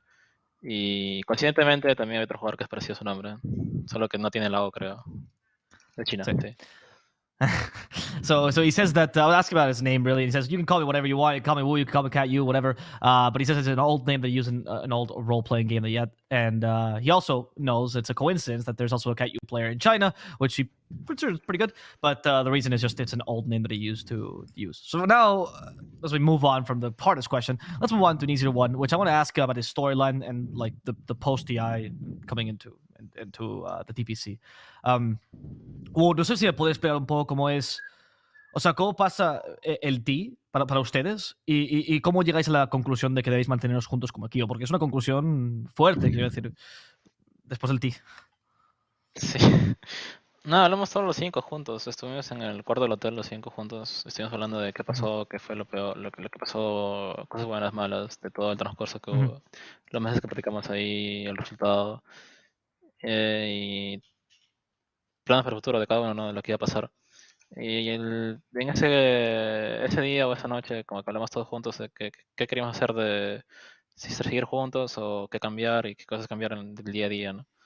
Y eventualmente llegamos a esa conclusión, ¿no? Que queríamos ir jugando juntos, mejorar los aspectos o las cosas que hemos hecho mal, creo yo, cada uno. Y sincerizarnos con nosotros mismos, ¿no? Ser sinceros con cada uno. Y bueno, estamos trabajando en eso, ¿no? Hasta ahora. Okay. He says that after TI, they got together in the room and they talked about, well, what went wrong, what they had to improve, etc., etc. And as the talks went on, they kind of went and said, well, what do we do now, right? And they kept on talking. They kind of came to the conclusion that they kind of wanted to stay together. But there was an important difference, which is that they had to recognize that there were issues, that there were mistakes, and that happened, and that they had to be honest with themselves. And now they're continuing on this improvement, and they're trying to communicate with each other as much as they can, try to be more honest. Se podría decir entonces que hay una relación muy fuerte en el equipo ahora mismo, o sea, aparte de como jugadores, sino como amigos. Sí. Sí, o sea, siempre se mejora, creo, en este tema, así que. Sí. Convincente, me ha sonado muy convincente esa respuesta. Bueno. He says, "Yeah, there's a strong relationship in the team. Then it's always better to be friends than just simply players." ¿Me puedes explicar cómo es el camino hacia el progreso? Has hablado de la honestidad, ¿no? Pero ¿qué hicieron después del TI para prepararos para la DPC? ¿Cómo afrontaron esta nueva temporada? Se puede ir trabajando en los aspectos que no hemos trabajado mucho fuera de juego y ¿qué es? Fuera de juego y dentro del juego, ¿no? Más que todo eso. Quizás más que todo fuera de juego, no sé, porque hemos ciertos hábitos que teníamos que no eran buenos, creo yo, o cosas que no se le decía a uno de que hace esto o mira esto, cosas así, ¿no? Y llegando al DPC, el objetivo era mejorar ese aspecto, ¿no? Como equipo. Tenemos como que cierto, se puede decir, nuestra comunicación no es la mejor a veces, creo yo. Y eso es lo que estamos trabajando, ¿no? Ahora. Entonces, por eso digo que casi sincero, ¿no? En ese tema. Claro. So he's saying that after TI, what they were looking to improve the most is things inside and outside the game, but mostly outside the game. And he remarks that multiple times, like mostly it's outside the game. And the thing that he thinks they have to improve the most is the communication between their teammates. He says that's their aspect that they're missing and that they still haven't really improved on yet, but they are improving it day by day, and I think they're making good strides. Vale, pregunta final y te dejo de ir ligeramente comprometida, Wu. Solo te quiero preguntar, después del TI, siendo sincero, y tampoco te sé contestarme, pero ¿hubo un poco de pérdida de confianza como equipo? O como jugador en ti mismo por el resultado? Un poco, creo yo, ¿no? Pero más que todo con el equipo, creo que sí, un choque, ¿no? ¿Sabes? No sé, vas al torneo de tus sueños y termina así, ¿no? O sea, no sé qué tanta reacción de cada uno, ¿no? Y es también es el torneo más grande que hay, ¿no? Así que quedar así es como que creo que cada uno choca, ¿no? Creo que uno más que otros. En lo personal, yo no me siento tan mal, la verdad, o sea, porque siento que di lo que puedo dar y no me siento como que tan culpable, por así decirlo. Sentí que quizás no se dijeron cosas o no pasaron cosas como se esperaba, ¿no? A las prácticas que teníamos. Las prácticas no fueron como que decente para bien, creo yo. Pero fue algo raro de que justo la última semana fue donde como que las prácticas no fueron las mejores, o la última semana antes del TI fue como que lo que fue decayendo y ya no se puede hacer mucho ahí. Pero ¿cuál era la pregunta? No, si no me has contestado. Sí. O sea, sí, creo que nos ha afectado en parte, pero estamos trabajando en eso también. O sea, yo siento que sí, pero estamos trabajando en eso. Y a ver cómo progresamos, ¿no? Como comentario antes de deducir tu respuesta, debo decir que hay mucha fortaleza para decir eso. Gracias por contestar. Ha sido top. No. So he says he tells me that I asked him if after TI I was like, hey, I'm going to ask you a little bit of a difficult question. It's like, do you mind if I ask you if you lost a bit of trust in yourselves after TI? And I asked him personally. He says, well, I think it was more of a team thing. Like we lost trust in ourselves as a team thing. He says that I personally don't feel particularly like I lost trust in myself too much. I feel like I tried my best and that was it. But obviously you go to the tournament of your dreams and you end last, and that's not what you were expecting. And what's worse is that the practice went well and everything went well until then. We were doing okay in the practice, like mid-table, and all of a sudden the last week everything just has a bit of a domino effect. Everything starts going badly. Practice goes badly. Scrims start going badly, and then the tournament ended up as it did. And right now this is something that they're trying to work on as well, like having more of this stability, more of this sturdiness. and they're trying to regain that trust in themselves. They might have lost it again in the tournament of their dreams. Well, I'm just going to bid him goodbye. Muchísimas gracias por tus respuestas, tu honestidad. Es un placer siempre tenerte aquí y felicidades por la victoria. Gracias. Gracias, realmente. Cuídate. Un saludo. Chao. Saludo. Goodbye. Yeah, sorry. I realize my production does not speak Spanish, and when I say goodbye in Spanish, they don't know what I mean. Yeah, that was. I'm glad I got to interview him. That was. Yeah, he was very honest with me, so I really appreciate that. The all. I mean, when a team does this, is so unique that getting them to explain the idea, they're having an inward look in themselves and they're looking to improve all these factors. It makes me think very highly of the players to be able to do that. And I feel like for them more than anything, it's even more important after the unfortunate disastrous TI run. This was for this team, like the majority of the players, they were good. This team was great. Like they even contesting top 2, top 3 majors, whatever, doing really well versus these top teams and everything. And then something happened. So it makes me happy to hear that it's not like, you know what, we hate each other now and we're just going completely separate ways. We're actually looking to work on stuff outside of the game. So that's, I think longevity of teams is something that's always been a problem in Dota, especially in South America and North America. So hearing them at least hash things out a little bit is top 10. Yeah. Good stuff. Right. Yeah. Trent, are you impressed? Does this touch your little Canadian friendship heart? It does. I think we talk a lot about this now. I feel like with all kinds of players and players themselves, like we like to ask questions about that sort of dynamic because it's something that we don't really get a view of. We get to watch you play Dota. We don't often get to hear what's happening even during a game or especially outside of it. But players are now bringing that in themselves in a lot of conversations because it's become such a major talking point across all the teams. I think a lot of that credit definitely goes to OG in itself in terms of like how they communicated and how that was brought up as being such a strong suit. They win 2 TIs, and then Team Spirit, very similar sort of feel of just like us and the buds gonna win some Dota, and so everyone looks back in and they're just like, "Is that our problem? Are we not best buds, guys? Do we need to be best buds?" So yeah, it's anything to win. That was the awkward question when I asked him. I was like, "Are you guys friend of the team?" And he's like, "Yeah, maybe. Yeah, somewhat." Which is, I was not expecting that answer from a team that sticks together. I thought it was going to be best buds forever as well, like you, Trent. But some people just that even gives me more respect for them. They're working on it, not because they like each other as people, because they think they work as a team. That's the true Dota way. But with that, unfortunately, Dota has to come to an end today because we only have one series today. Lava congratulate them once again for the 2-0 they accomplished against SG. We will be back tomorrow, however, for Div 1 SA Dota. So if you want to tune in, the best way to do so is just follow the channel. Time is but a concept, and time zones are super hard to figure out. So if you follow the channel, you get a little wee email. It tells you exactly when we're live. You don't have to worry yourself with all these complicated things. So I do recommend that you do that instead, and you can watch some more Div 1 SA Dota then. And of course, in the meantime, we'll also have some Div 2 as well. And from the everyday on now, either Bowie or myself will be here to make sure that we get interviews with the players, either translated from Portuguese or from Spanish. So you get a little bit of an inside look in the region. You guys have any 18 last hours? There, that's easy. Okay, there. I saw you doing some math there, Trent. I like it. 18 hours. Thank you. Yeah. I needed that as well, actually, just in case. So thank you. I'm going to write that down. Yeah. From the panelists here, I'm Epulze, Trent, Fogged. We loved having you here. Thank you for joining us, and we'll see you tomorrow. Until then.